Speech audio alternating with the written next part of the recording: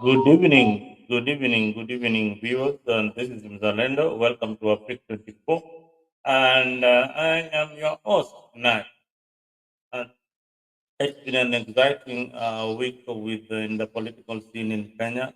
I will be diving deep into the current political situation in Kenya, exploring the various facets that shapes our nation's landscape. First, we will take a look at the current political landscape. We will discuss the major political parties, their leaders, and the recent elections that have significantly influenced the political dynamic. With this, I mean the elections of Rigiji and of William Ruto and Rigiji, but and already you know that there is a rift between these two fellows. Now, next we can shift on the economic policies in Kenya, what is working and what is not working.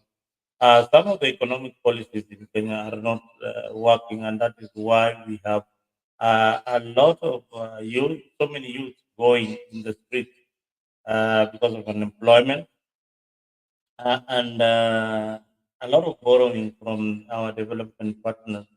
The president is currently borrowing a lot. We don't see any major economic activity going on in the country, yet there is billions of shillings being poured into this country called Kenya.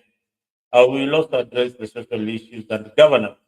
You look at the counties, what they are doing. A lot of money is being injected in the counties in the name of development, but none to show of it.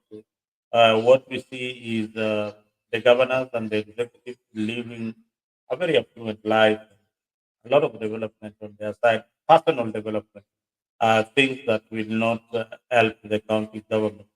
So we will into all these things. In addition, we will discuss the electoral reforms that are coming. There is a constitution with IBC coming very, very soon.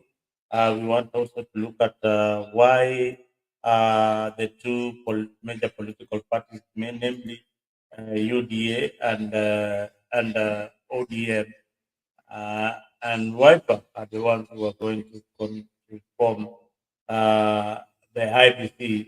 They are the ones who are going to select the IBC commissioner.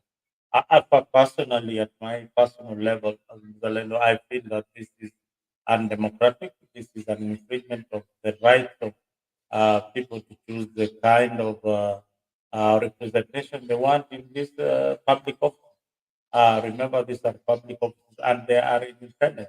Once we allow the two major political parties to choose those people who are going to sit in IBC, that's already a problem. That is already a problem. It's like going in a match and you are playing in a league, and there are two major teams who are choosing the referees in that game.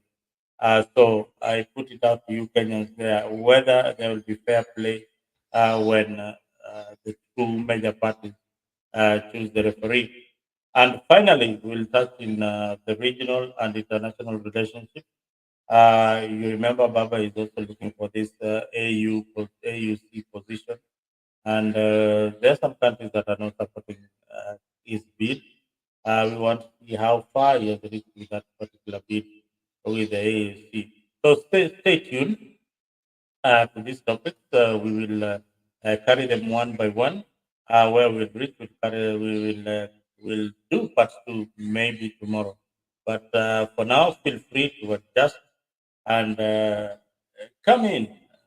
Let's share. You can be in the comment section. You can also dive in with the link that I've shared so that we can come up here and we talk about our country because this is the most important decision that you can make as a Kenyan. So you come up here. I can see Mr. has already joined me here, and we are going to have a good discussion with Mr. Around. I believe that he will be able to open up the discussion with a lot of sense, especially when it comes to the issue of governance, the issue of the constitution, and what is happening with the refugees. So we have various topics, and I believe we are going to cover it. But this is a very informative session. I want it to last about very few minutes or hours, probably 1 hour, and we will dive into the major issue. Mr. Welcome to Africa 24, and tell us how you've been.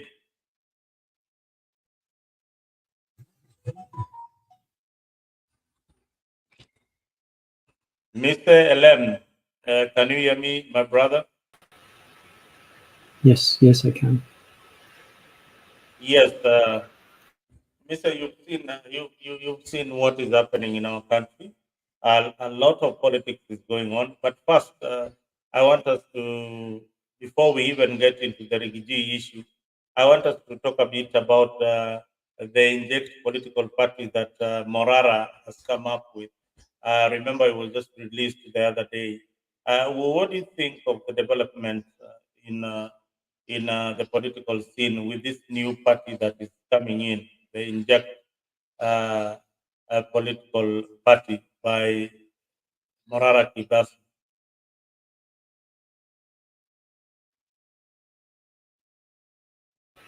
Um, I think I think the authorities. Thank you, Nikki Mzalendo. Thank you for creating this platform again for us to come here and hear our views. Um, I just wanted to come here and also share with you, even though I'm not very well conversant with the Inject political party. Maybe I can speak from a general perspective. Um, I think there is a saying somewhere that says when injustice becomes a law, then revolution becomes the solution. Uh, I think what we are seeing in the political spaces in Kenya is remarkable and is worrying and it's ecstatic on the other end because people are excited. People are warming up to changes. People are tired with William Samoei Ruto. People are tired with Gachagua narrative of impeachment. People are tired with the members they elected. And therefore, when they have given up, anyone who comes up with hope, they are going to work and listen and join hands. You've heard people say, Morara asked for our money to buy a vehicle and public address. We see it. He bought it and we can see it. Morara asked for money for our gas or fuel to from one part of the country to the other. We can see how our money is working, but we don't see how our money is working, especially once we donate it to people like William Samoei Ruto, who actually has nothing or has who have actually taken the route to loot the country. And therefore, people now want accountability more than ever. People want accountability. And Morara is the Messiah. Morara resonates with these people. And Morara, watch this space. Morara is becoming a darling of many. And you know the mistake they make? They arrested him, Yeah, thinking they are intimidating him. Little do they know that they are making him popular. They are making him popular and stronger. And he's gaining sympathy right from the young, the middle aged, and the old. And they are saying, he's only exposing what you're doing. Why are you arresting this person? I think it's about time. If I were William Ruto, I would have quit. You know, you and me supported William Ruto all the way. We gave him benefit of doubt. yeah, But you can attest today that he has let us down. And for that reason, if we are wise enough, we must also not continue blindly supporting him, but rather hold him accountable and ask him to be accountable in the dispenses of obligation and duties as needed. So the yeah, Inject Party might go. I don't remember if you remember how the Orange Party became very popular, you know? Yeah. So during there was circumstance around it and it became very popular. I think it was Gitobu Manyara who was involved at the time when there was someone who ran away with the the party, Certificate. yeah, party certificates, and then they had to come up Certificate. with the You orange. see, you've got such a sharp memory. Remember the certificate that were somebody, I went to Gitobu Manyara who ran away with the certificate for Orange Democratic Movement. And I then think that should be divided into two. Uh, yes. Then we had the Orange Democratic Party and Orange something. Kenya is full of drama. But what we are seeing, the young people are coming up and looking at the alternative. They are talking about economic reform. They are talking about how to tackle corruption. I see Morara tackling corruption head on. I was in one of the forums, and what we were discussing is that it's quite interesting to see these young people what they want to do for the country. It's quite a show. If you join one of those forums, you'll be impressed at what how people are willing to give to Morara. And for the first time, a political candidate is being given money by the people. This is something that has never been seen before. It is something that is unique. It is something that brings sanity into our politics. Yeah. Uh, you campaigned and remember how much money uh, you have to cough in order to get a seat. But here is a guy who once ran for the presidency of the Republic of Kenya, and the Kenyans out there are willing to give him money campaign. They have already bought for him a car, and he says that hii gari ni yenyu, kila kitu kiko hapa ni yenyu. Uh, it's a good show. It's a good show of solidarity, and we congratulate Morara for what he's doing. We in the diaspora will continue supporting such a movement because we have got a cause. We want integrity in our politics, and we must talk about it.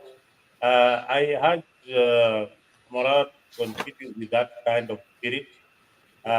Don't give up. You will be intimidated a lot because the political class and the Ruto's government is using a lot of force on these young people. The police brutality is just too much is unleashing the police on each and every voice. We no longer have freedom of speech, freedom of expression. What do you think, Mise? I mean, is this the guy that we supported the other day? What came?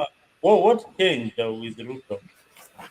What really changed? Now he's having a fight with Gashag, but which I think is just a smoke screen. What do you think came of this guy? Honestly, I don't know. Maybe the people were right that we made a mistake to elect William Ruto. We made a mistake Hmm? to give him the privilege, the benefit of doubt to lead this nation. Maybe You William you Ruto should have you are looking at it as a listened mistake. to the people and given them the chance. Mhm. What's You are that? looking at Say the that again. you are saying that it is a mistake that the people of Kenya elected William Ruto. William Ruto is a smooth talker. Yeah, He yeah. he had very good policies coming into 20 into the last general election, and I believe that he had got good ideas for the country.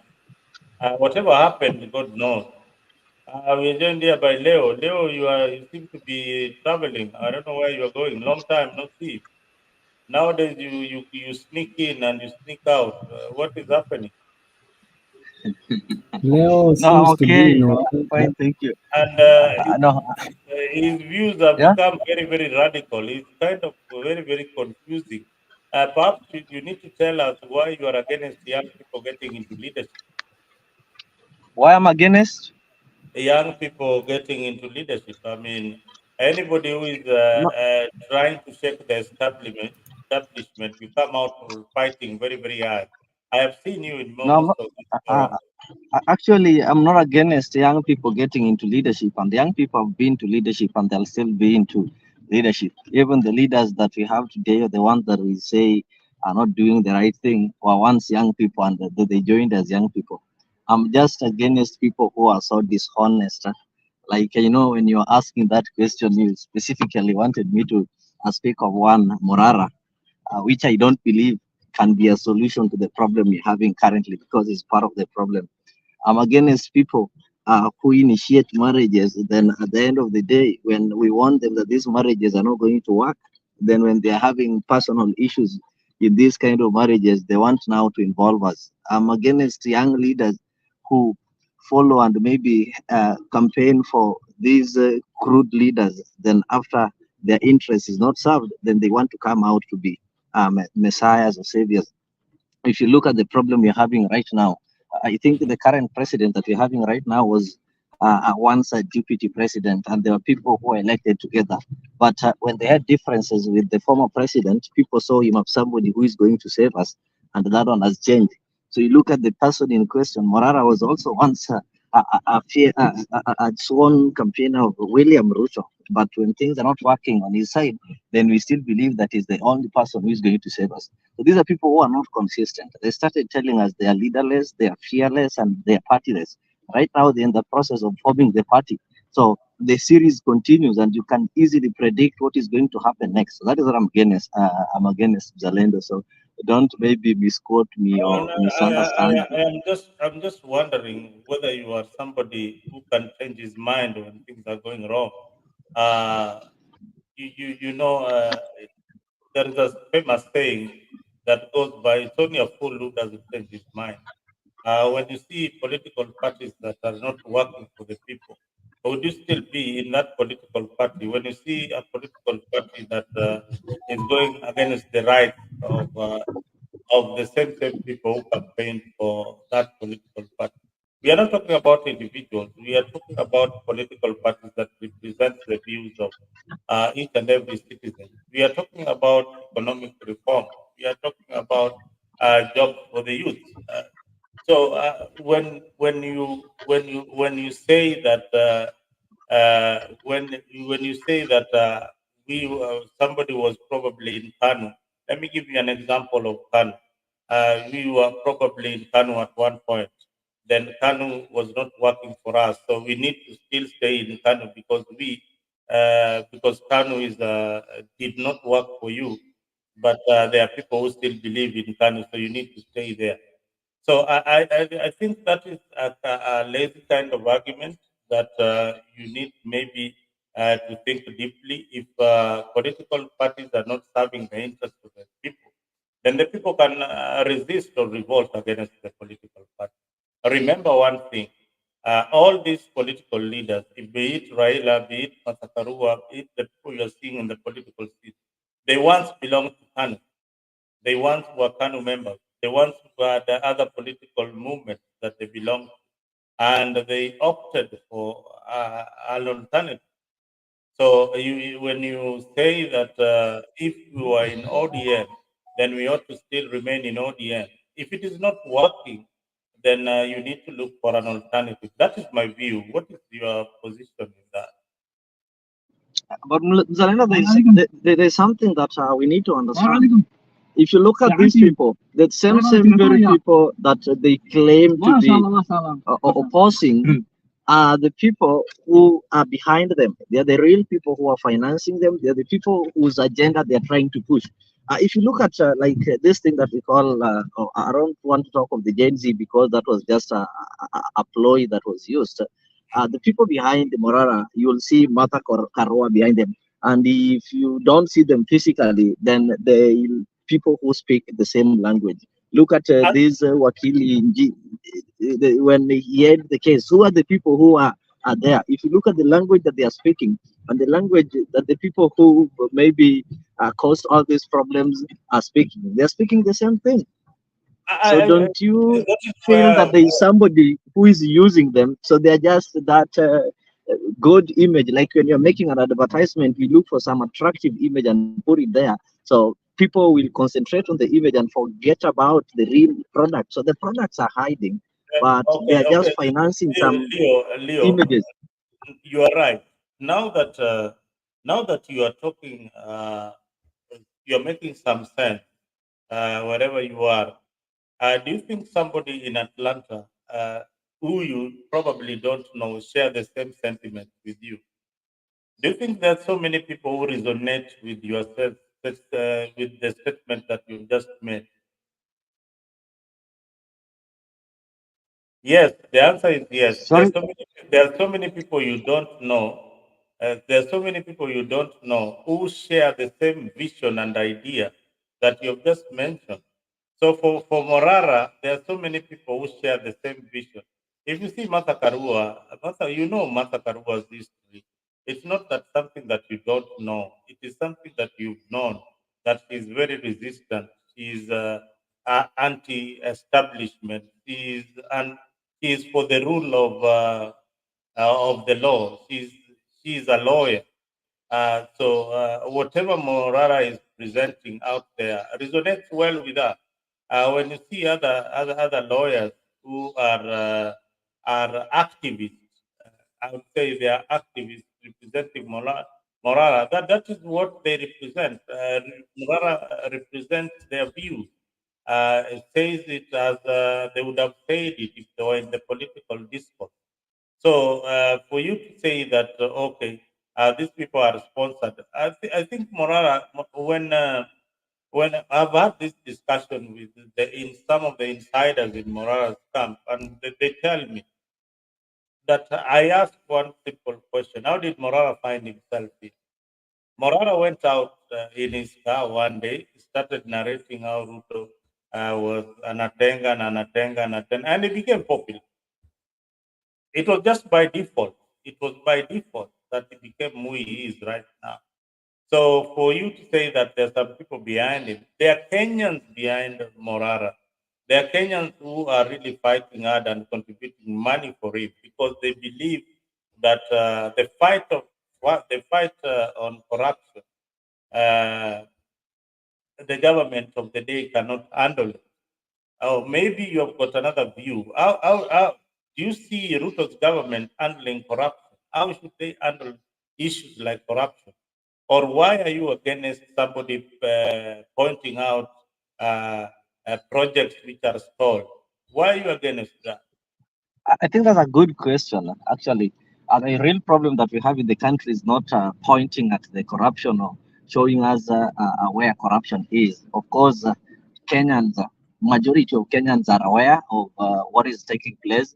They are aware of some of the places there are some corrupt activities. The problem that we have in this country is not telling us where corruption is, but the problem, the solution is helping us to deal with that corruption, stopping the corruption.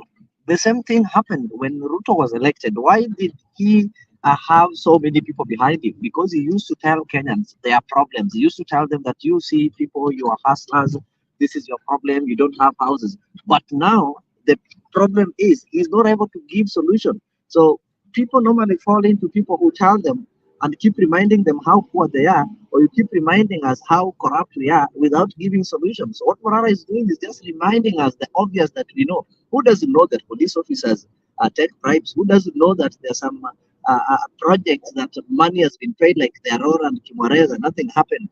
So people know these things. People know these toll projects. But now, which initiative is he taking? I would rather go for somebody like Okiya Mtata who makes a step forward to go to court and challenge or have some solutions, even though he doesn't succeed, but he tries to make that. But reminding us of these problems, reminding us of these problems without doing anything is not helping us, telling us that you see, he barabara the other one. hii barabara imetengwa, but you're not making any move. Is really laughable, and it seemed to be some sort of comedy like things. That is the role of the media and such kind of things. And do you know these roles? So that is what I mean.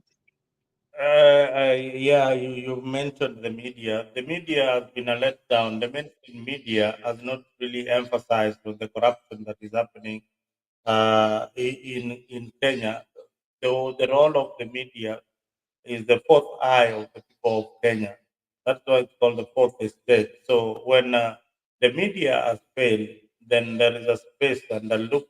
There is a space left there and a loophole for people to come in, people like Mumrana, now to inform the general public what is happening in the government. I strongly believe that me and you, where you didn't know some of these development projects that have been are stalled until Morara came in. So we know that there is corruption in government, but what is the government doing about corruption? We know that there is a body called EACC. What is that body doing? So the fight Morara is bringing to the doorstep of William Ruto, it is something that he has failed to tackle. And it is a good thing for him. For people who supported him, like myself, I think he has been a letdown. He ought to have taken the bait once the JMC came calling. He had got an opportunity to change things, but he didn't do it. Uh, let me invite my brother Mise, who has been listening on the background.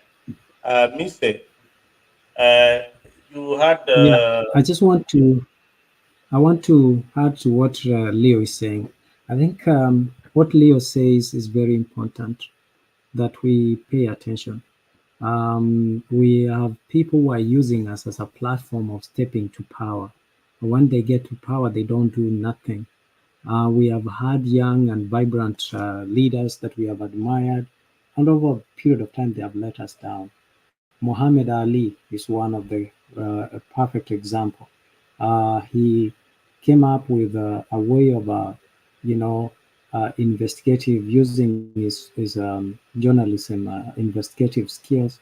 He he unearthed a lot of things that were happening, and we admired him, and we even gave him the opportunity to go to the National Assembly and perhaps and unearth more. But since his arrival, he went and became toothless. Okay, we have had people like uh, uh, Babu, Babu Wino. We've had people like even KJ and many other young people who have been given the opportunity to go to leadership.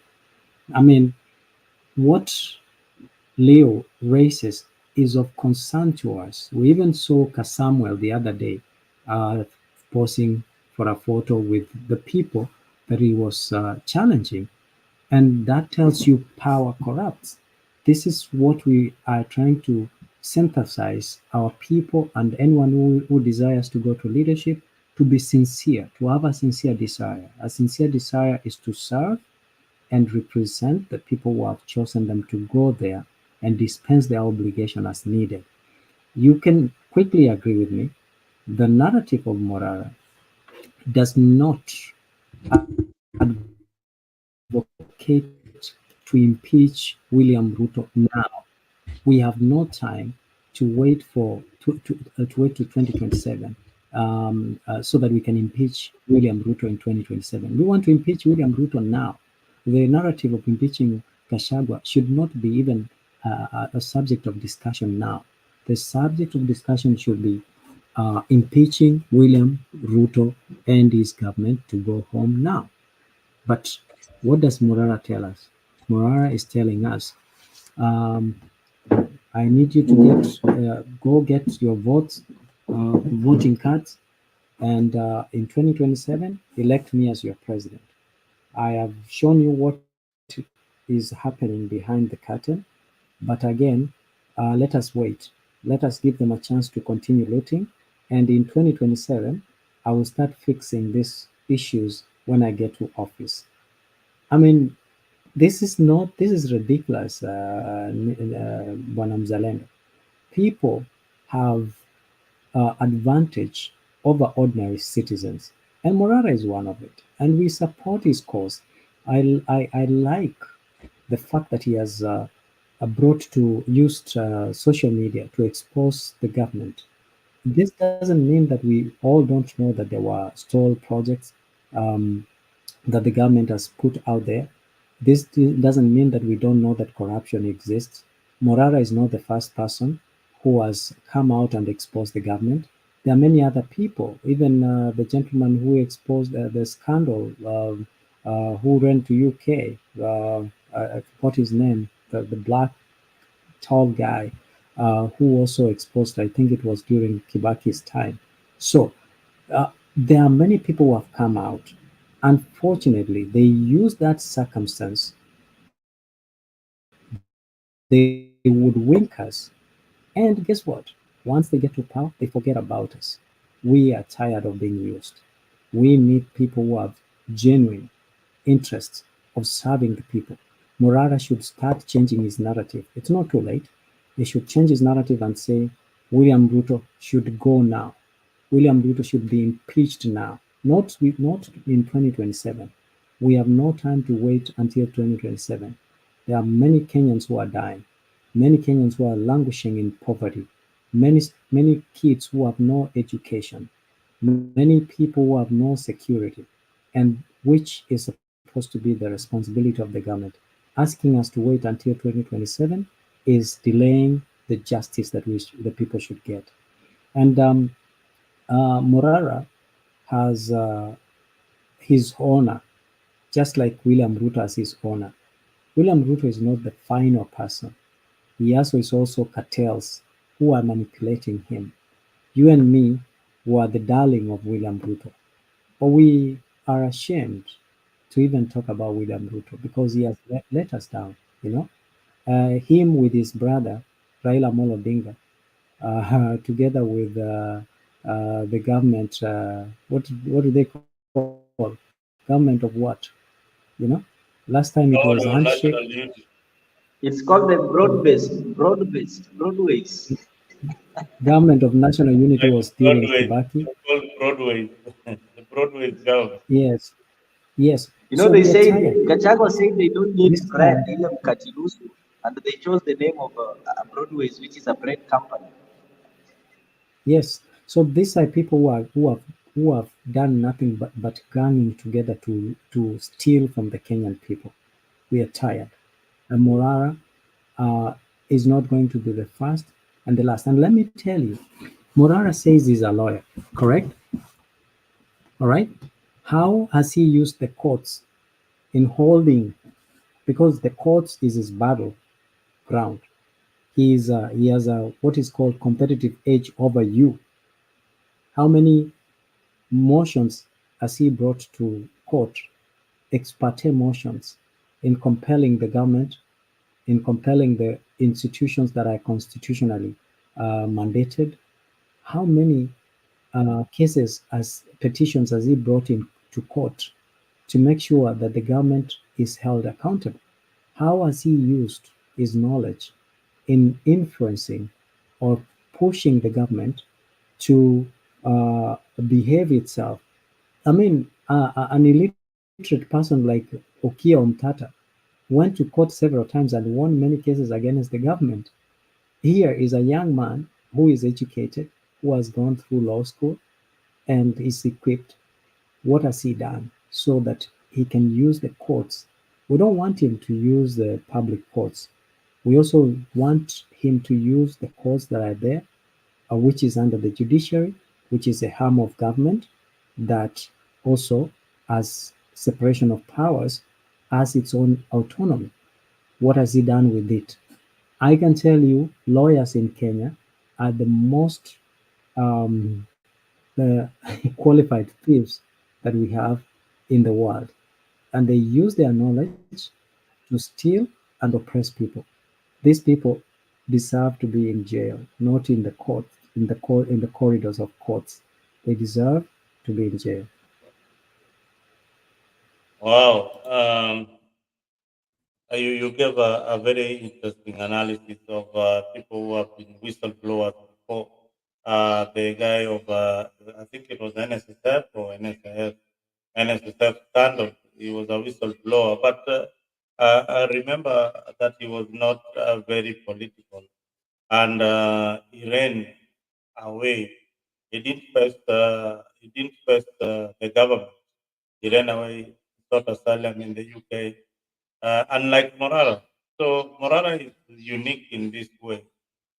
He is facing the government. He has highlighted the corruption in government and is ready to face the government. That is what he has come out strongly as saying that, if it is a matter of death, I will die one day. But it's a matter of saying the truth. Then let us stand by the truth. So whether whether he's using it as a means of any kind of gain, but it is working for the people who are supporting it. It is working for the people who are looking for an alternative. At this point, Mise, we don't have any other alternative. The only fresh breath that is being brought out there is the one for Morara. But you bring in a very interesting point of view that Ruto should be impeached immediately. I think that is a tall order, being that for the parliament that is supposed to impeach William Ruto. He controls the entire parliament. Now that we have the government of national unity, there is nothing that you can take in that parliament and pass. So the issue of impeachment is not there. It's not there at all at all. The issue that we Kenyans are looking up to is civic education and informing Kenyans about their rights and to choose the right leaders come 2027. Um, that is my view. But moving forward, maybe Leo, you have got a different opinion about Morara's stand. Do you think, Leo, that it is the right time for Morara to vie for the presidency in 2027? I think, Mzalendo, that is where we get it wrong when we start confusing presidency, leadership, and fame. That is why, if you look at our current National Assembly, that is the parliament, we are having more Leo, comedians. you have two gadgets on? I think you have two gadgets on. You have Sorry, kind of an echo or something. can you hear me? But let me just okay, say something. Say something. Can you hear me? Okay Yeah, now. I'm saying the problem is we normally confuse leadership and fame. That is why when you go to our National Assembly or in our parliament, there are more comedians than leaders. There are people who don't understand their roles. There are people who don't even know the role of an MP or the role of a senator. And why were they elected? They were elected simply because they were famous. Uh, People like Salasia, I'm sorry to say that, these were comedians. So the fact that somebody is famous does not warrant them to be president. The issue is, does he know what it takes to be president? Does he understand the role of the president? And is he able to perform the role of president? The role of the president is not to tell us where corruption is, or the role of the president is not to take us through a country's tour, telling us the stalled projects and such kind of things. So if we are going to elect Orara simply because he was able to identify the loopholes within the country's management, then we are missing it. Then the right position we need to give him is to head the anti-corruption commission, not to become the president. So I think that is a premature decision. He is not yet fit to become president because he's not shown us what it takes to it will take him when he becomes president to do. He's not proved to us that when we elect him as a president, he's mature enough, he understands some of the executive roles and things that will be able to change this country. Right now, the best job that we can give him, we can give him anti-corruption commission is there. We can make him the chairman of the anti-corruption commission that fits him, or he can be at the head of the government digital whatever whatever, so that he can be moving around and advise the government on some, remind the government he can take care of the government. I think you're. On some of I the think projects that have not been implemented, so that the Leo, government can be able to do that. Leo, you have really belittled Morara, and Morara made it very, very clearly that he is not going for any other seat other than the presidency. He doesn't want anything else other than to be the president of the Republic of Kenya. I think it is good to be ambitious, and it's Leo, also not don't I limit think anybody. I And think did he tell Mzalendo us Leo what he's going to do? Leo is right. Does he I understand what think the Leo president is going to do? I think Leo is right. You know, to be honest, some jobs require experience. Okay, some jobs don't just because even me, I dream to become the president of the Republic of Kenya if it was easy. But by then, am I up to the task? And I can tell you, and thank you for mentioning Salasio. We had another lady called Toto from I think Bomet or Kericho there. You know, these young people have been given Where is he now? have been given opportunities and they have squandered. I don't know why you want even to think that he be given to become a commissioner of ethics and anti-corruption. That is still we can nominate him to work within that office, okay? But at the same time, the seat of the president is far reached process for him. He needs to learn. He needs to be in the political circle and know managing the country affairs for Morara is far fetched. You know, the other thing I wanted to say, Leo, we appreciate him coming out and exposing the government. But let it be known that he's not the first person to do so. Okay? The GNC, even without having any knowledge of the government, they exposed the government. They brought William to the X space. They raised pertinent issues relating corruption and many other issues. We have not bought the GNC's vehicles to go around, but because they are patriotic, they were compelled to compel the government of the day to do the right thing. Mzalendo, in United States, the Mzalendo, you might uh, um, mute me because he didn't say hi to me. I think he's doing something on the background that is uh, is distracting me. If you can mute Mzalendo, good. Now, look at the United States. When Joe Biden, when it came to the second term, the Democrats stood up and said, "We know we are Democrats, but we are not comfortable for you to go for the next term." Some of the donors of the Democrats said, "We will withdraw our support because we don't think you're fit to go to the next term." Joe Biden became a patriotic, reasonable, and nominated Kamala Harris, supported her to become the next presidential candidate. When can we have this patriotism? When can we be driven by patriotism to govern matters relating our country without expecting to be elevated to political offices? Must I be a politician in order to raise or expose matters governance? If I have been privileged, let me tell you, there's something called Code of Ethics for lawyers. Okay, Morara is a lawyer, isn't it? The Code of Professional Ethics states that as a professional ethics, as a lawyer, in private and in public, you must conduct yourself in a manner that does not bring disrepute to the crown or to the profession. Okay, now What am I saying?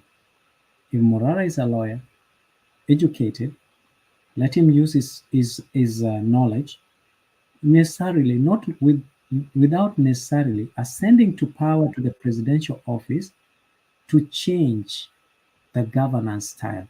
How many people, how many youths has Morara empowered in terms of civic education?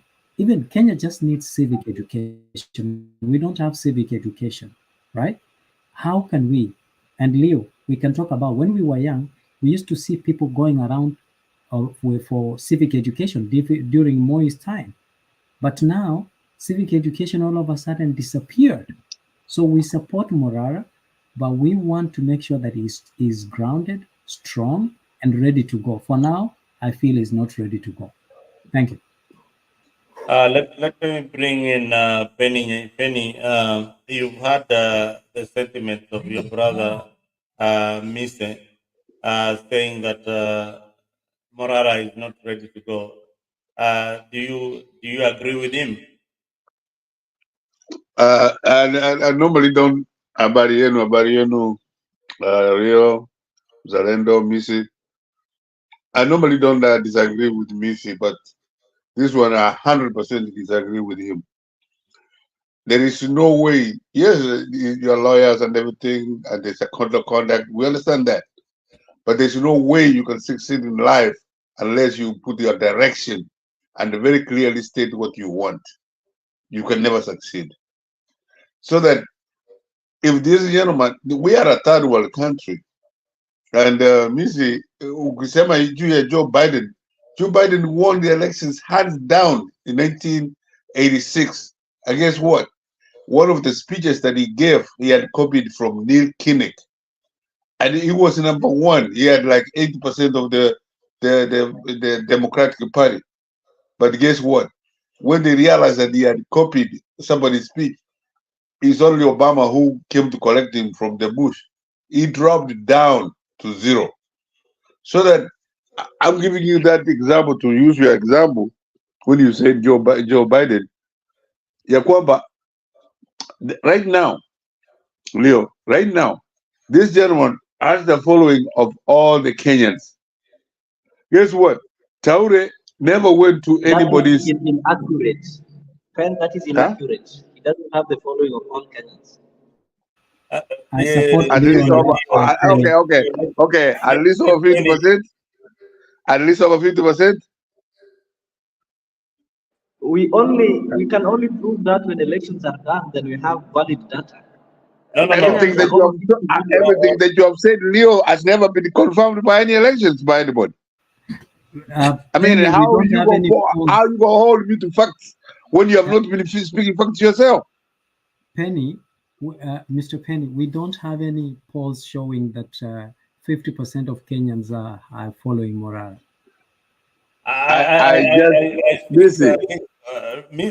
Penny, with all due respect, Mise, Wakili, and Leo, when you are contributing, nobody interrupted you. I feel that you need to let Penny, who was bringing a very, very important point of Teure, who is a very young presidential candidate, execute his point. Thank you. Yeah, that's what I was saying, that as of right now, I mean, maybe I'm wrong, Leo, Missy, I could be wrong. I admit that. But as we can see, we saw yesterday when he stopped the whole of Nairobi, and he's only 29 years old.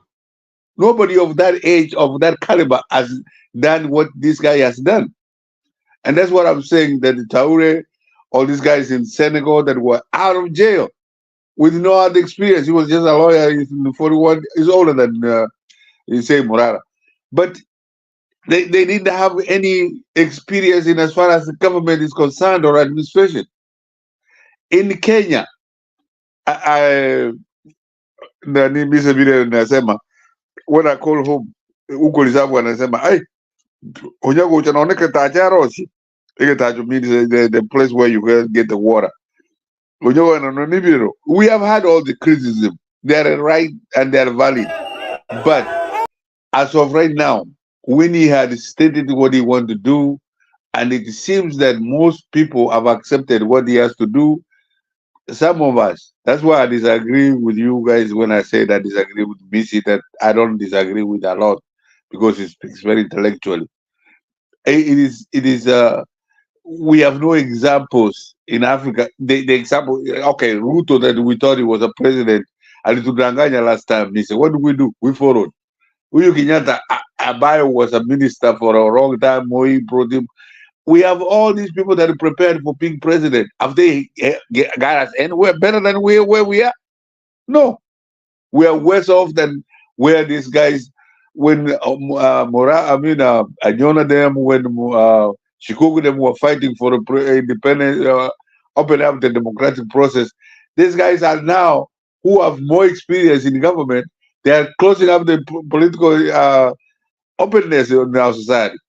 So that, yes, let us give him the accolades where he wants. Let us accept that he has not really done a lot of experience in work, but that he's accepted, but that he can speak the ideas of what people really can accommodate. And vile nani 2013 vile Mohamed Dina came along, and he been even more experienced in politicians. This guy will do the wonders. Na vile amesema, nimalizia hapo mzalendo, kwamba if he doesn't win 2017, 2027, he will be the vibrant opposition. And that's what we are lacking from the 80s, when Raila Odinga has eclipsed the part of the opposition, and he moved it. When he loses the election, he moves into the government, and that is not the opposition. The opposition has to be there and has to be consistent as to what it is talking about. In as far as asking for president, some of us support him fully, but if he doesn't win, we'll accept. And there is nothing ya kwamba ataibiwa nini nini, vile Daniel Oginga Odinga says all the time. We will tell him no. If you accepted to go to the elections the way it is set up, where say Raila Odinga and Ruto will be the ones choosing the IBC, and you accept to run under that IBC, the results be it. Thank you, Mr. Asante sana. Thank you very much for those words. I think leadership requires some kind of wisdom, skill, and following. That is the most important, and the knowledge. You and age is just but a factor. The world youngest president is 27 years old, and she's a lady. We have the president of France just the other day. He was elected when he was 30 what? I don't know whether it was 32 years of age. So Morara is still within the bracket of becoming the youngest leader in Africa. So it is not too late. Don't even forget Mise. There is this young, is from Senegal or what? The youngest president in Africa. Is he from Senegal? This tall guy, tall black guy. Yeah, he's a president. He came from nowhere. He was working in the tax department in his country. Mr. You know the tall young president. Yeah, you know the tall young is from Senegal. I think it's from no, is it from Senegal or Burkina Faso? So those are young leaders who have proved a point. And Africa is in a point where they are electing new people into leadership. So with Morara coming in to occupy the space of leadership, it's a fresh breath. For me, I find it is something fresh.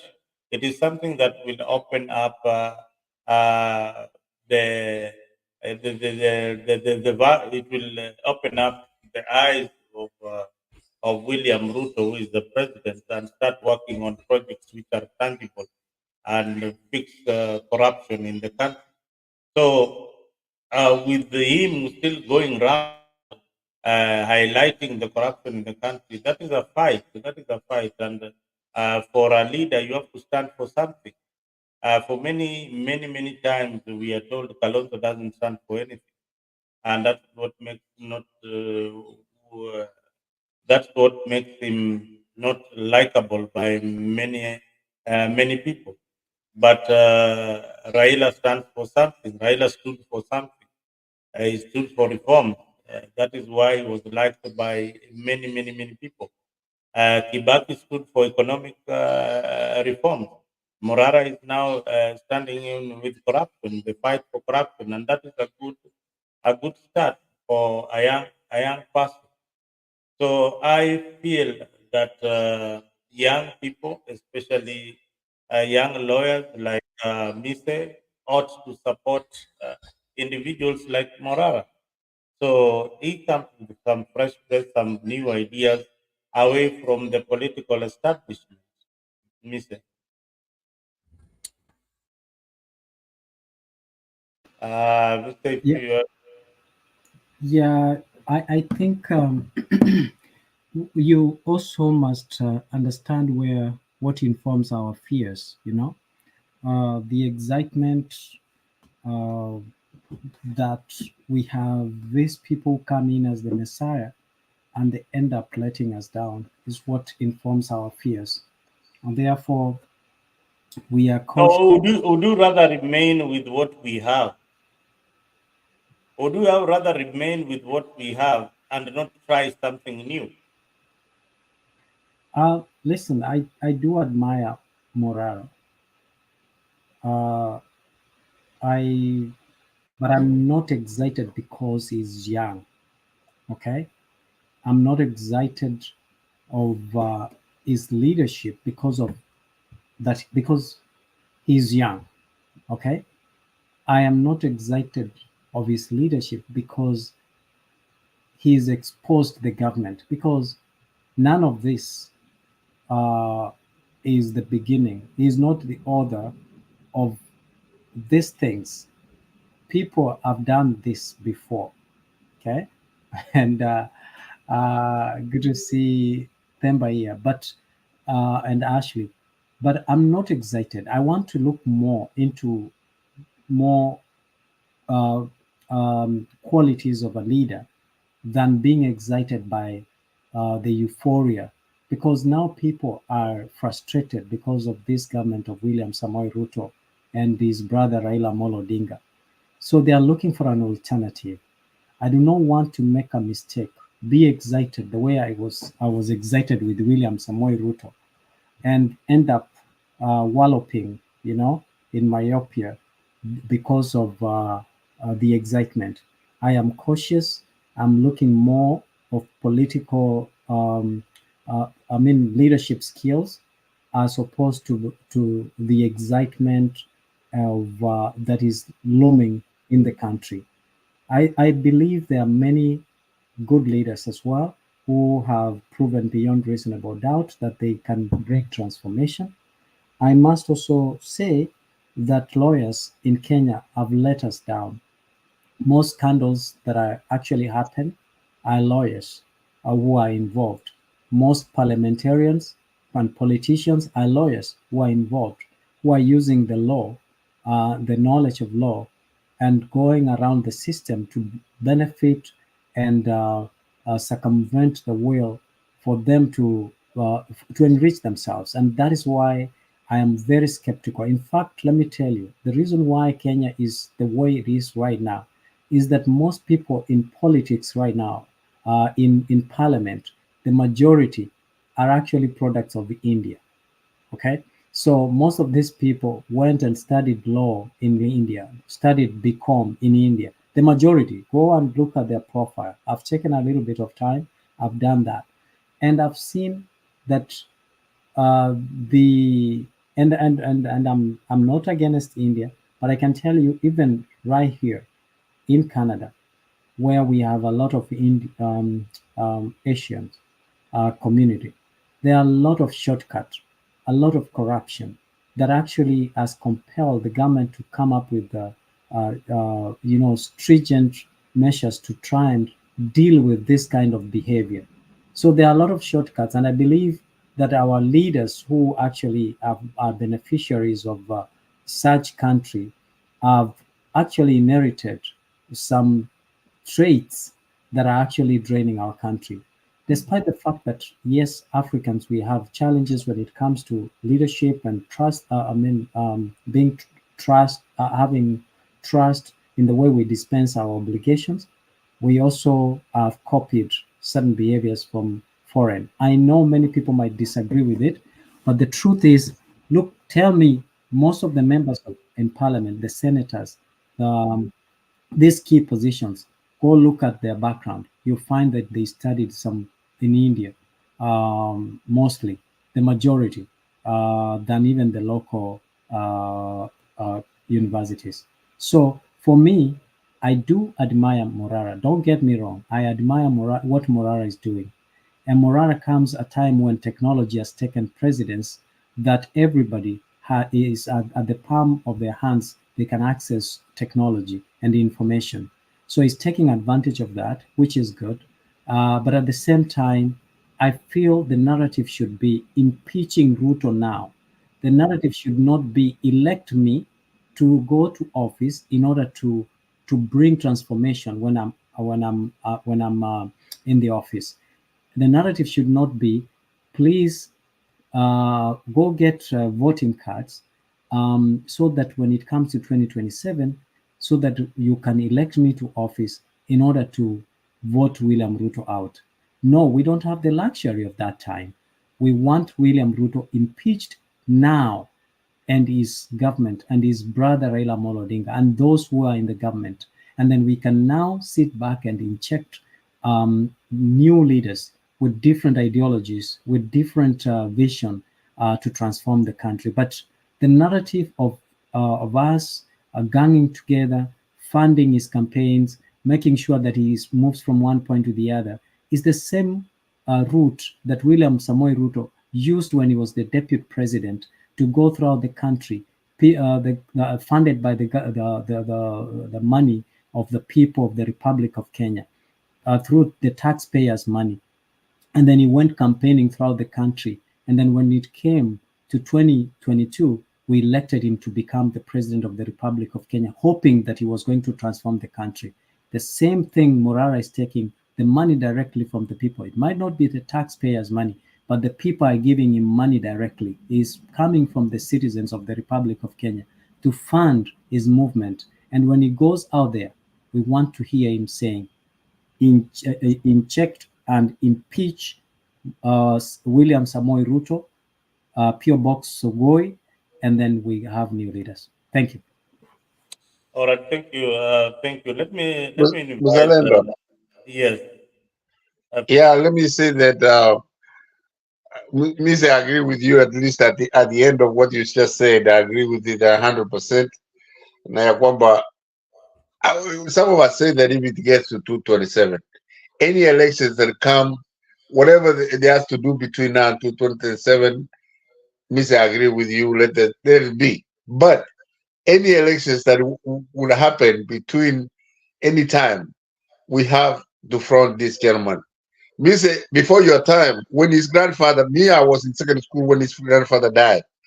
He had penetrated the political system of Wusi, where Lawrence Sagini and Nyamweya were very, very popular. But his grandfather was a firebrand like him. And you see, that's why everybody is in North Mugrango, South Mugrango, everywhere, everybody, anywhere, you find a Morara there. Because he came the same way this guy is coming, Uyu Morara Kebas. He penetrated through the system, and at least in Gusi, I can tell you, Mise, he really shook down what the guys of the days were.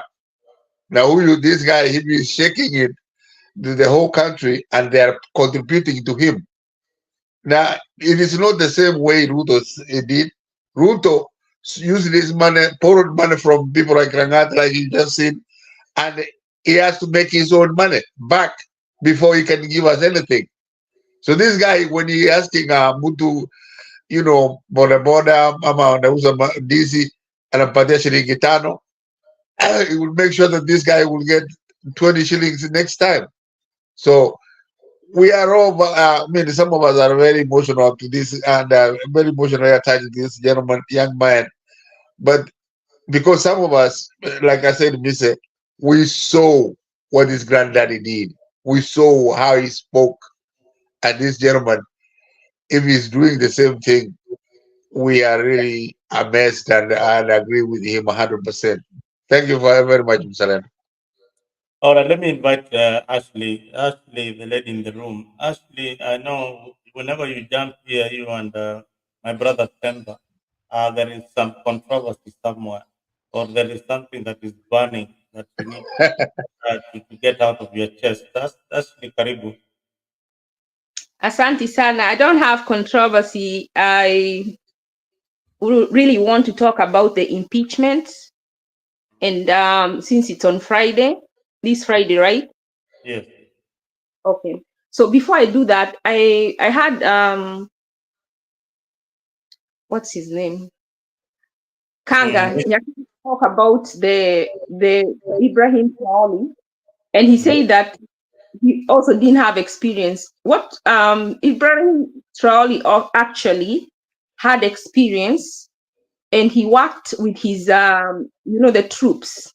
He was sent on a mission, and in that mission they say that Ibrahim Traore followed elite training, notable with the commando units of POR, or in Morocco, Fieldman IT as his soldier, as Fieldman IT as his soldiers call him, is respected within the ranks for his commitment to combat and his closeness to men. So at least with him, they had seen what he had done when he was working as a captain.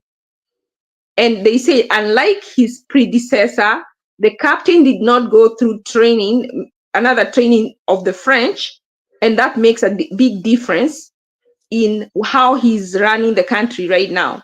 So they had, like the people, those people, the army people who chose him to lead them had an idea of the kind of leadership they were getting into, which is different from the kind of leadership would expect from Morala, because we haven't seen him in action. That's the only correction I wanted to make. There is a big distinct difference between the two in that aspect. With Morala, we are getting a blank check. Actually, Idi Amin had a very clean record in the military. I'm not just saying, but then I don't want us to talk so much of Morala as a presidential candidate right now, because we have something coming through on Friday. I don't want to discourage him. I have my own reservations, but I feel that is not for this time. On Friday, there is this public participation going on. And I looked at that paper that Leo posted for us, which I want to thank him, because it helped.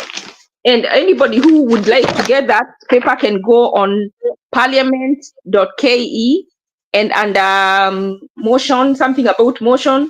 Let me go back there.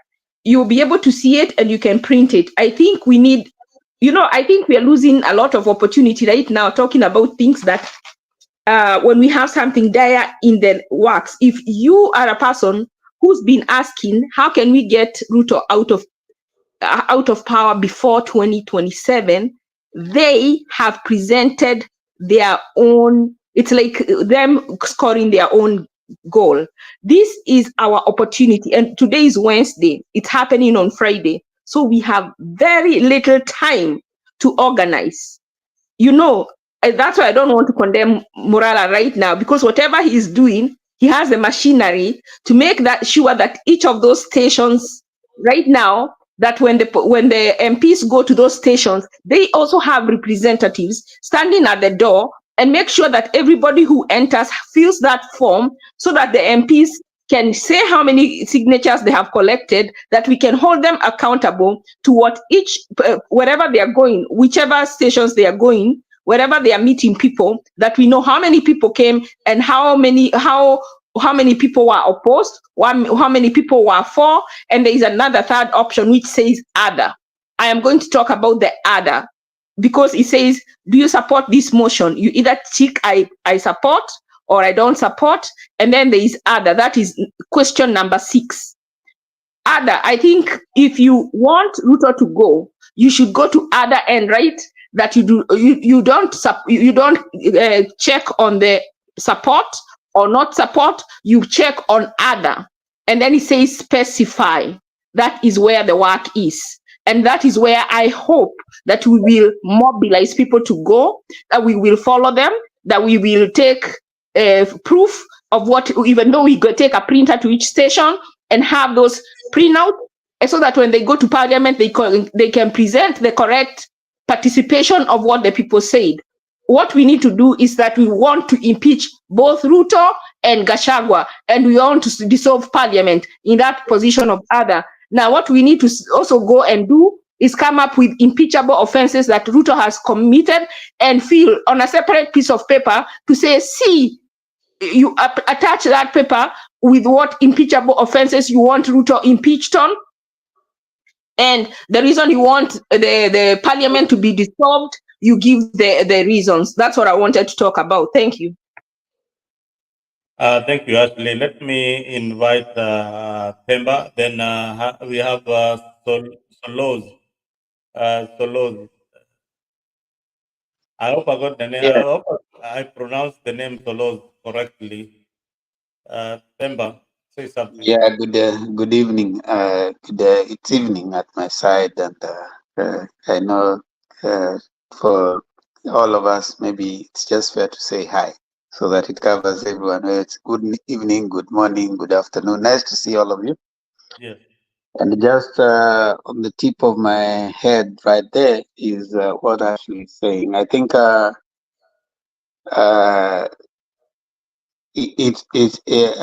have a contradictory view around that. If you look at that form, is very clear on the part of it. When you look up, it says the motion that is being collected views on is on the impeachment of the deputy president. So in the space that is written other, you can write anything, but that will not respond to the question of the impeachment, of the motion of impeachment. That is similar to, you know, when you go to an election and the ballot box, and then you're supposed to either tick or cross, and then you put your marks on the other all the rest, you know. So some of those may come out as a spoiled votes. So it would be more useful to help people to appreciate that you either support or you do not support the motion. If you don't support it, that's just put you do not support it. If you support it, you say you support it, and then you specify. Anything you write on other will not be beneficial to the motion that is being done participation on. I just needed to note that so that you can appreciate. Zalendo, why are you removing the people? I wanted even as I you want to talking, look at Mise as I'm you talking. want to be, you know, you want to admit the reaction. You want, I Yeah, know. I want to I look at Mise's face as I'm talking. Don't put for me. I, I would appreciate if Themba was on the screen so that I could also look at him yeah, we back. want You to know, see like James Mwangi has just come in. We want to see your faces. And don't run away, and James I know Mwangi. Penny will defend me on this one whenever it Good. gets forced. Yeah, James, you need also to put your camera on. Ashley, I'll forgive her because No. I mean, you don't have to, but since Mise has requested, I've done that so yeah, that we've not seen you for a while, man. You need to see your face and see how you're doing. It's great. Yeah. So I just finished the first point. I mean, we can be excited in matters legal, you know, the processes. So, but the excitement might make us, you know, go way out of what is expected or what will be beneficial to the motion. Probably, if you do not agree with the motion, then you can say I do not support it. I mean, that would be more beneficial than writing several other things. Another thing is I want to comment on the issue of Morara before I now go to the impeachment proper. I think first of all, in democracy, in our democracy, we have, I don't know, 80 something political parties. So INJECT is just part of the other many political parties that are there in our, that are allowed within our constitution. And there's nothing wrong in registering a political party. And Morara has done just what is expected within his democratic right to register a political party. And if it meets the threshold, they have been registered, and that's fine. But does it have any significance in the upcoming election? It might not. But as a democracy, that is a good thing. I mean, we are a multi-party democracy nation, and anybody who meets the threshold is allowed to register their political party. However, we need to also be alive to the terrain, the political terrain that he is operating in. There are several other things that would determine the success or otherwise of the political party. And I don't think, in my view, as at right now, he has given me a convincing reason as to him providing an alternative leadership to whatever is there right now. I haven't seen that, other than highlighting on sold projects, which, in my view, is something that anybody can do. You know, coming to your village and saying that this project was launched this particular day, it still leaves you with a problem. So there's nothing like a solution. I mean, it's not suggesting that if he comes today, he's going to finish that road. So part of the things that he's doing, they are more of just, in my view, they are things of the moment, and I don't see them really sustaining a political campaign come 2027. That, in my view, would be. I also don't see him having a political mass. He might not have the political mass, the political muscle to mount a very serious political campaign come 2027. So as at now, I don't think it's just a euphoric thing, and at some point, I think he's not necessarily on his own. Probably he's being used by certain quarters that we probably will get to know at some point. So that is that with Morara's thing. About the impeachment thing. Bemba, can I please interject before you go to the impeachment on this question that we have, that you have talked about? If you don't mind, can we stay there for a minute? I need to ask you one question before you move on.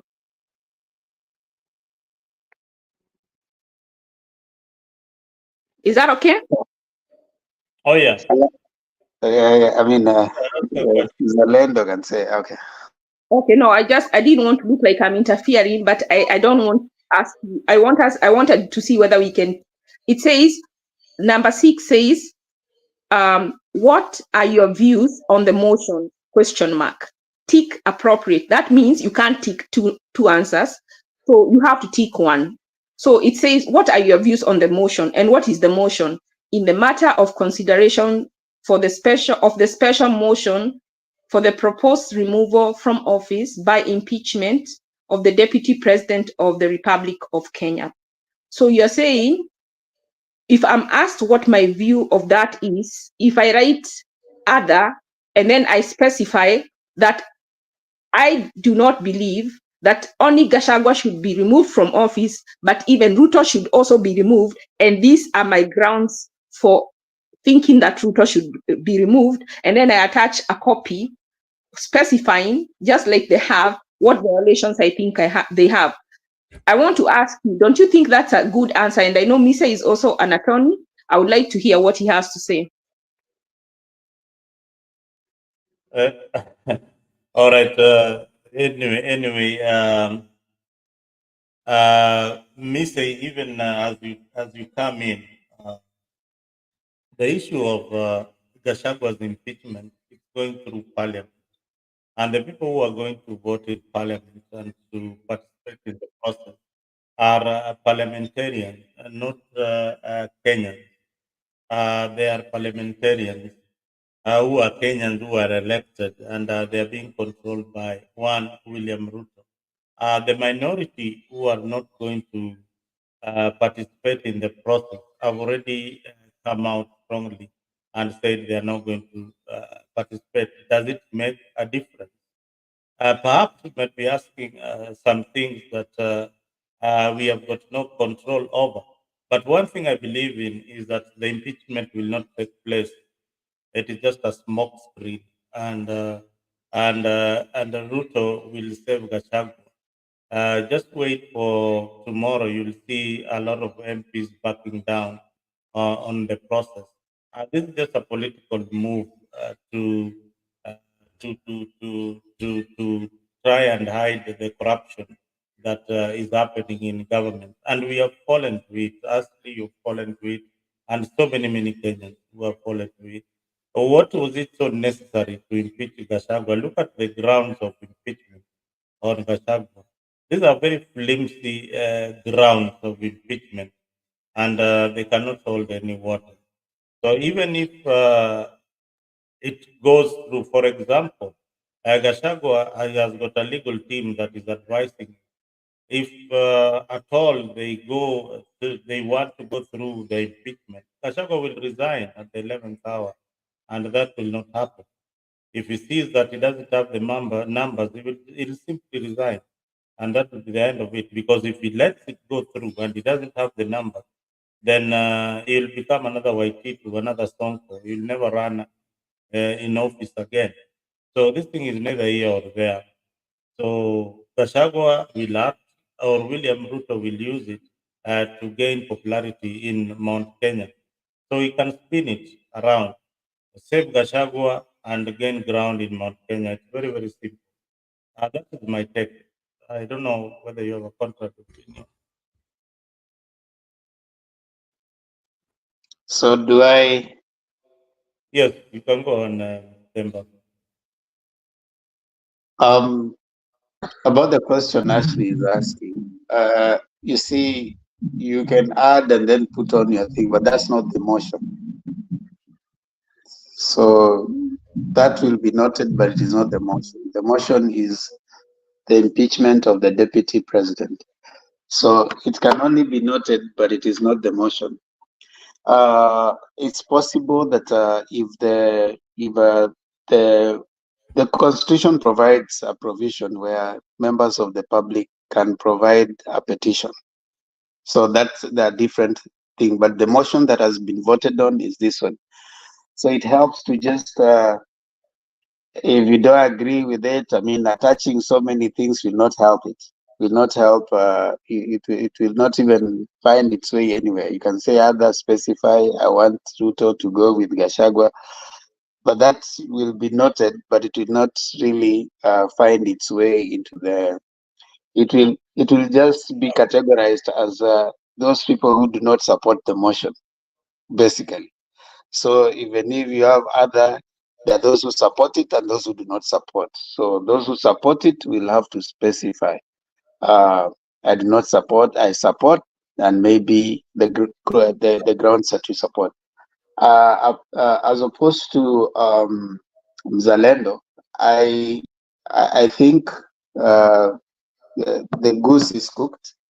Whether it doesn't go through or not, in fact, if it doesn't go through, the worse for the whole regime, because you cannot expose your deputy this much and then still want to survive with him for the rest of the time. So right now, it would have been possible if it would not have gone to the voting that was done for the motion.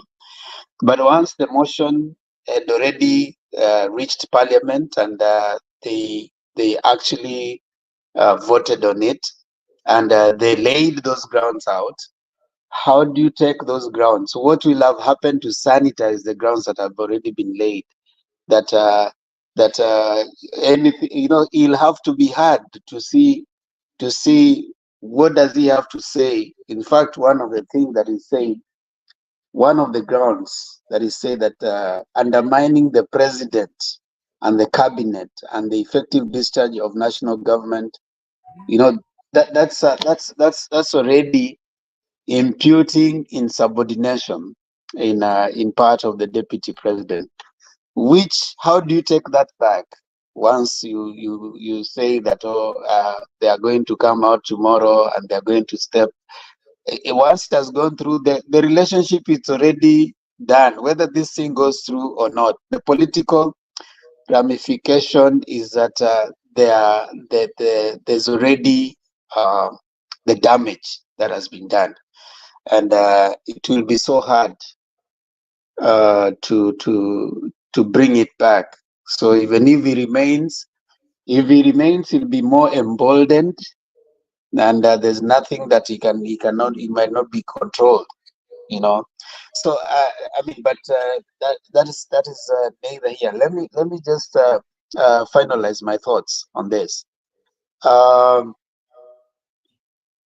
Gachagwa's impeachment is a statement, just like some people have said it, that the arrogance that had come in with this leadership, and like someone pointed out, it is not just arrogant to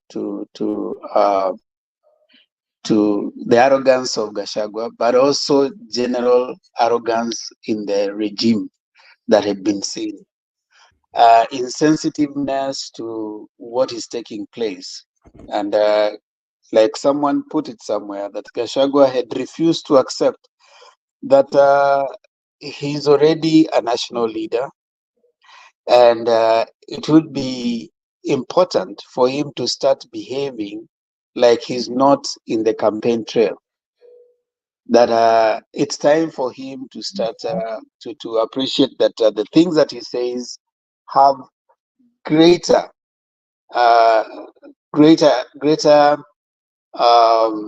results than just Mount Kenya. His obsession with making himself the kingpin of Mount Kenya was wanting, in my view. He needed to have continued in the trajectory of painting himself as a national leader. And his talk and tone has not exemplified him as a national leader. And therefore, whichever way this impeachment goes, in my view, he has portrayed himself, as he keeps on saying, as a village leader. He needed to have, if indeed, like they kept on saying, that they were elected with one ticket as the president, then he's also a symbol of national unity. So it behooved him to stand up and continuously preach the unity call to the whole nation, and speak as the deputy president of the Republic of Kenya, not as the deputy president of the Mount Kenya region, which, in my view, was not right.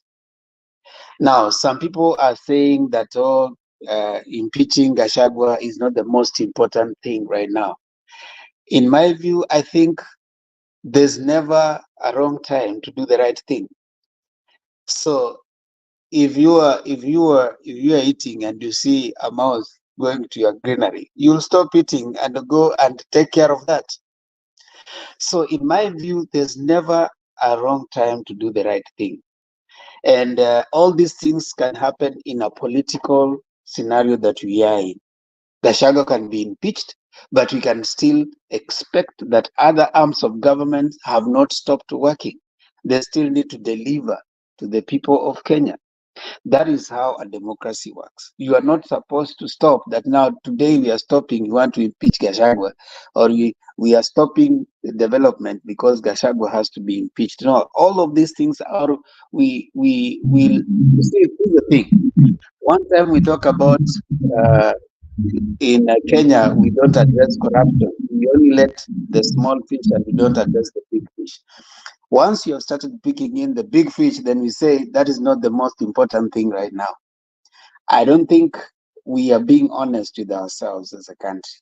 The first thing is, whatever it is that time comes for us to do right, we do right. I mean, whether it's Gachagua who goes, whether it is Ruto is going to go after that, but still other things that deliver services to Mwananchi needs to continue.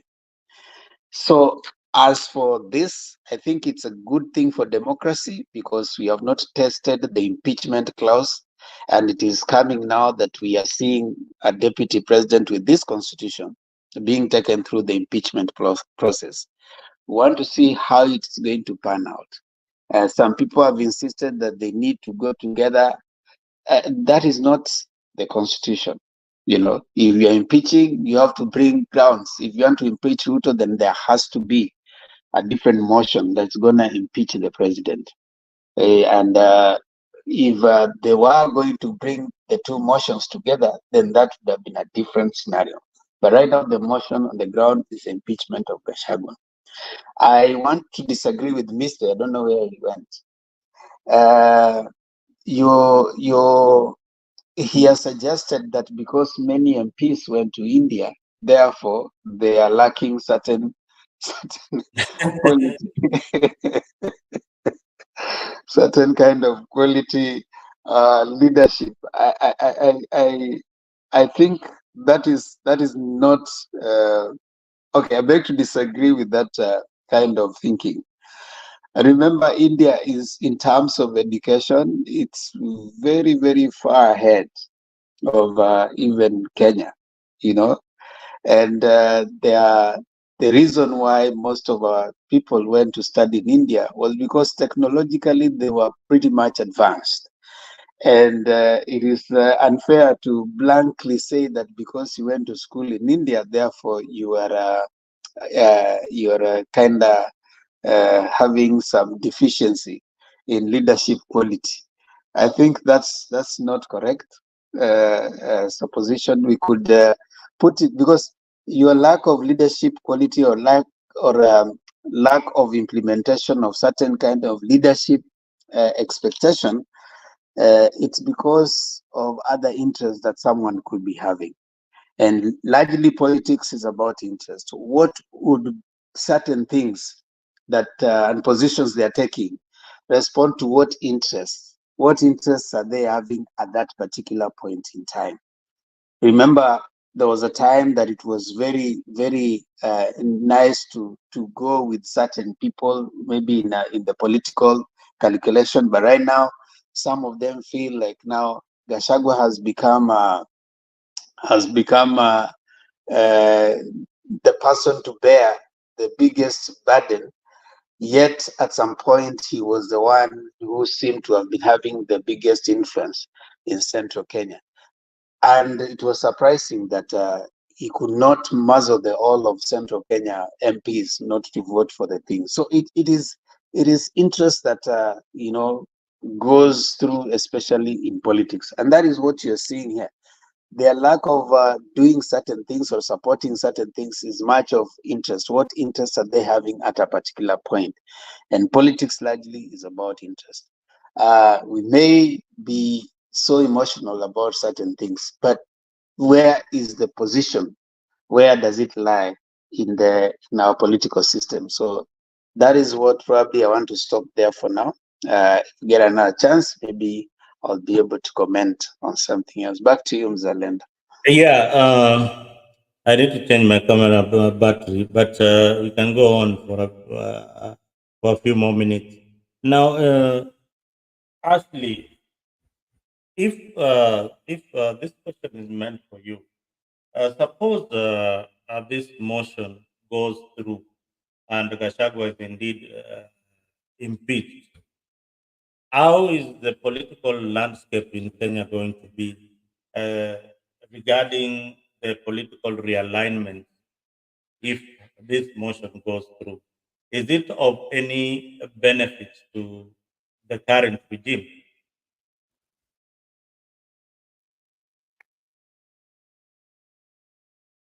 Ashley? Hello? Sorry. Yes. Lisa is not Yes. here.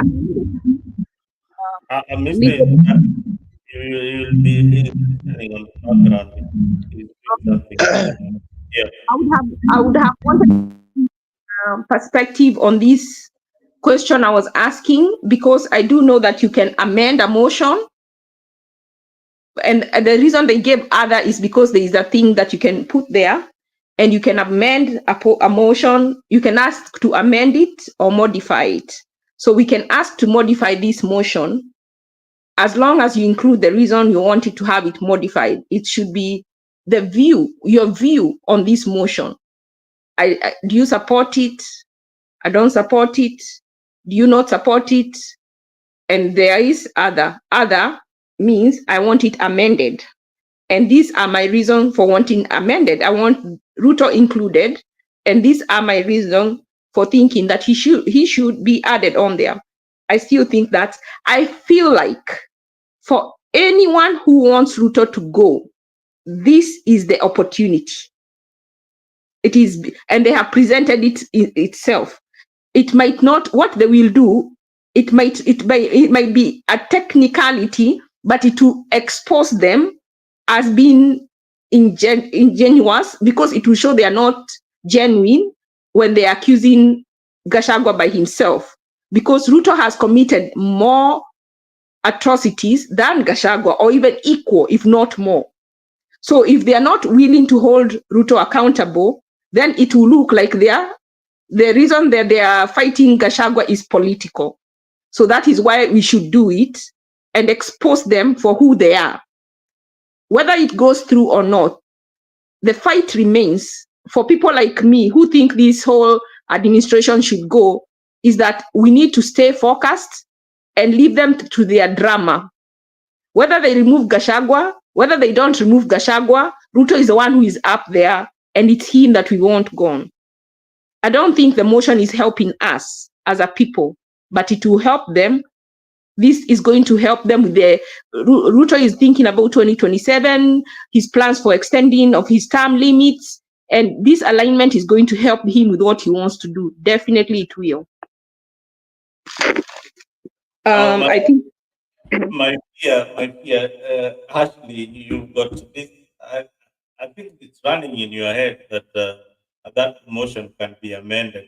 This will require a separate motion, a motion to impeach William Ruto. No, it can't. Let me tell you something. The way it's, I don't know why you're thinking that, because even when someone takes you to court, you can counter, like you can also file a counter claim. Even a motion, because they have asked A and B, they see the other, it's called creative thinking. You can add their other. And what if, because they want public participation, they want to know, what do the majority of the public want? Do they want Gachagua to be removed? Do they support Gachagua to be removed? Are they not in support of Gachagua to be removed? And if they're not in support of Gachagua to be removed or Gachagua not to be removed, what is their other opinion? There are three ways the public can answer. They can either support Gachagua to be removed. They may not be in support of Gachagua to be removed. I am of the opinion that the third other is an opportunity for people like me who wants the whole administration to go. And that it's asking me, what is my view of that motion? My view of that motion, that it should be modified to include Ruto. It should be that is my view. So if more than 70% of Kenyans have if they do public participation and see that more than 70% of Kenyans have the view that that motion should be reviewed, then they should review it or never come back to do public participation if our input doesn't mean anything. I am saying, just like they are wanting to put this motion of impeachment into to see how it works, we need to go out there actively and get involved and put we want it amended to include Ruto and see where that goes. Maybe Temba, you can jump in because Again, I think it behooves me. No. I think we just need to repeat again. That is not how it works. It is a good thinking, but it's not how it works. Once a motion has been put forward, anything that else that will the only thing that will matter is that those people support the motion. They will give their reasons for supporting. Anybody else are people against the motion. So whatever you put in there will not matter in this particular motion. It will be processed, it will go on record, but that is what people have said, probably wherever they keep them. But it will not matter, it will not change any trajectory. It will be like, this is the people who support it, and this is what they have said. And these are the people who do not support it, and this is what they have said. Now, does that determine the process of how the motion will proceed on? It will not determine. Remember, this is a political process. And the idea of public participation is just so that it beats the legal question that someone would have. Remember, just so you understand, the public participation they're doing right now, it's not so much so that your views can be included. It's so that they can meet the legal challenge that in the event that the person who is being charged says that this thing did not go through public participation, they are able to, they cannot find that. All this is just about to remove the legal hurdles that might come. So saying that maybe majority, if you put this, is likely to be amended, nothing like that is going to happen. They cannot amend this motion. If this motion fails, it will go through the process. They will vote on it. Whether your public participation says yes or no, they will still move on through with it. Then they'll have to vote through it, and maybe they'll vote to eventually give him an opportunity to come talk. Then maybe at the voting, if they will have considered the view, then probably the voting will suggest what has been considered.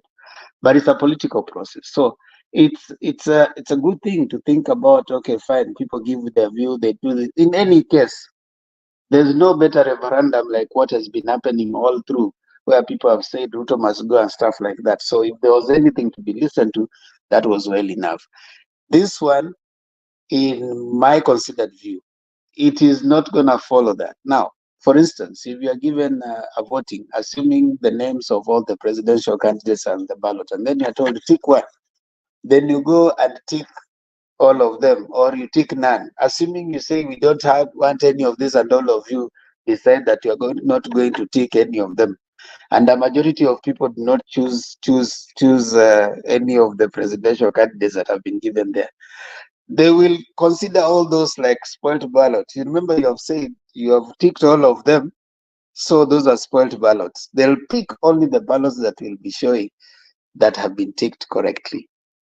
So at the least of what that will have happened, it will have spoiled the voting process. So in my view, if you do not agree with the motion, you just say I do not support, and that's it.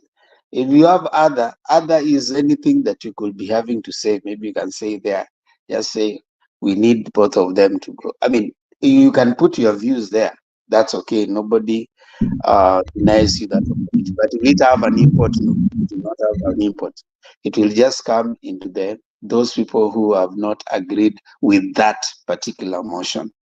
Now, if there's any other time that another motion will be brought or any other MP will come in and bring a motion that includes both, then that will be a different motion. So maybe, Ashley, what you need to understand is that you cannot amend a motion that has already been passed as it is. That is the motion on the floor. But now you can give your views. But the motion has not yet to be passed. That is why they are going round. I don't know whether in Kenya there is, but I know in America there are 3 ways to amend a motion. You can insert words, you can strike words, or you can change, you can add to the motion, or you can remove from the motion. So you can add to the motion. That, and please, can you get Misa here to give us that perspective? No, we'll get missed, but at the same time, there are also facts in law, and these are things which are in the constitution. The articles that impeach the deputy president is Article 150. The article that impeach the president is Article 145, and you cannot impeach both of them at the same time. They have to be brought in as separate motion. That is the law. There's nothing other than that. That is what the law says.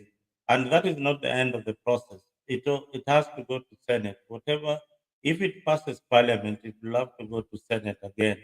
And the deputy president will have to get at least 2/3 of the majority of senators to impeach the deputy president. But wishing, it is just a wishful thinking that you can impeach both the president and the deputy at the same time. That is not within the constitution. They have to come as separate motions.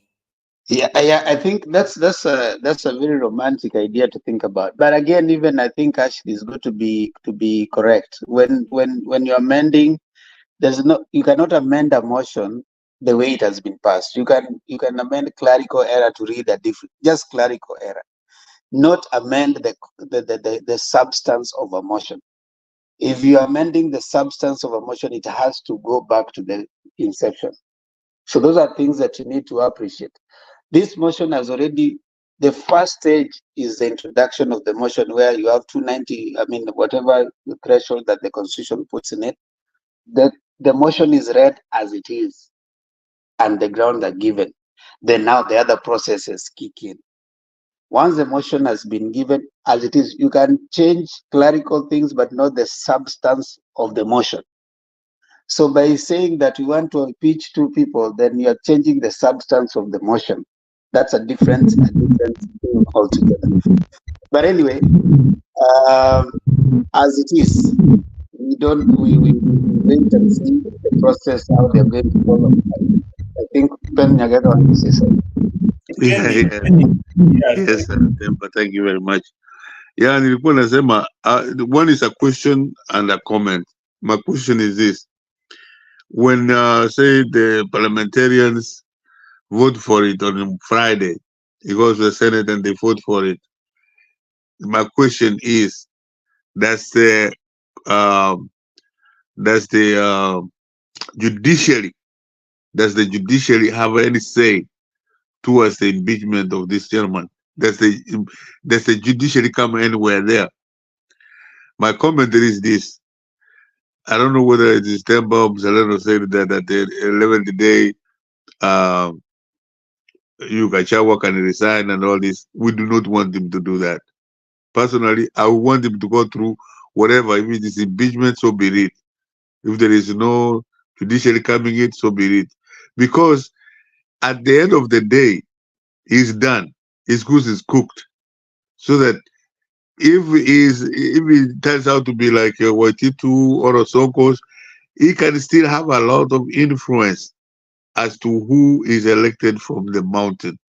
I think to that effect, I think that would be very good idea. Like as far as running for anything in Kenya, if it's impeached, it is done. So if somebody can help me, if the constitutional, if the law, the legislature, the judiciary have anything to say, and we do not want them to resign. Thank you. It's possible okay, constitutionally, once he has been impeached within 14 days, another person will be appointed by the president and then taken to parliament. Then parliament will approve of that person. The constitution is silent on what happens after he's been impeached, after it is vacant. The constitution does not envisage that after impeachment you're going to seek. Probably he is allowed to go to court to challenge his impeachment, just like the governors do, and then they are given an opportunity to stay in the office as they are, like Kawira Mwangaza. What happened to her? So that one may not comment. The other one that you have talked about is the influence of Gachagua in Central. I disagree. I know Zalendo tends to have the view that he has a lot of influence in Central. I disagree with that particular view for this reason. Most of the people who came to even Central, those who joined the UDA, they didn't join because of Gachagua. They joined UDA directly through Ruto. So the people of Central, especially the MPs who joined UDA, they did not join UDA because of the influence of Gachagua. And if you guys can remember, the time that they were having the discussion around getting the deputy president, the word in the wire said that most of those UDA from Central, even, they voted against Gachagua. They voted to have Kindiki. And you see, that was telling of the disagreement, of the influence that he has never had in Central. So I think that is why it would be even easier for the president to let him off, because he understands that even look at the voting for the motion for it even to go to be introduced into parliament. He did not manage quite a big chunk of Central around himself. So that tells you that his influence is not as being taunted, that, it's going to cause complications. First of all, Gachagua is a divisive figure within Central Kenya itself. And remember, Central Kenya, we have Uhuru Kenyatta, who is seen as still the kingpin. And then you have other people who also want that particular position. They want to still get the political voice in Central, including the Ishungwas. And remember also the Kiambu governor, Kwamatangi,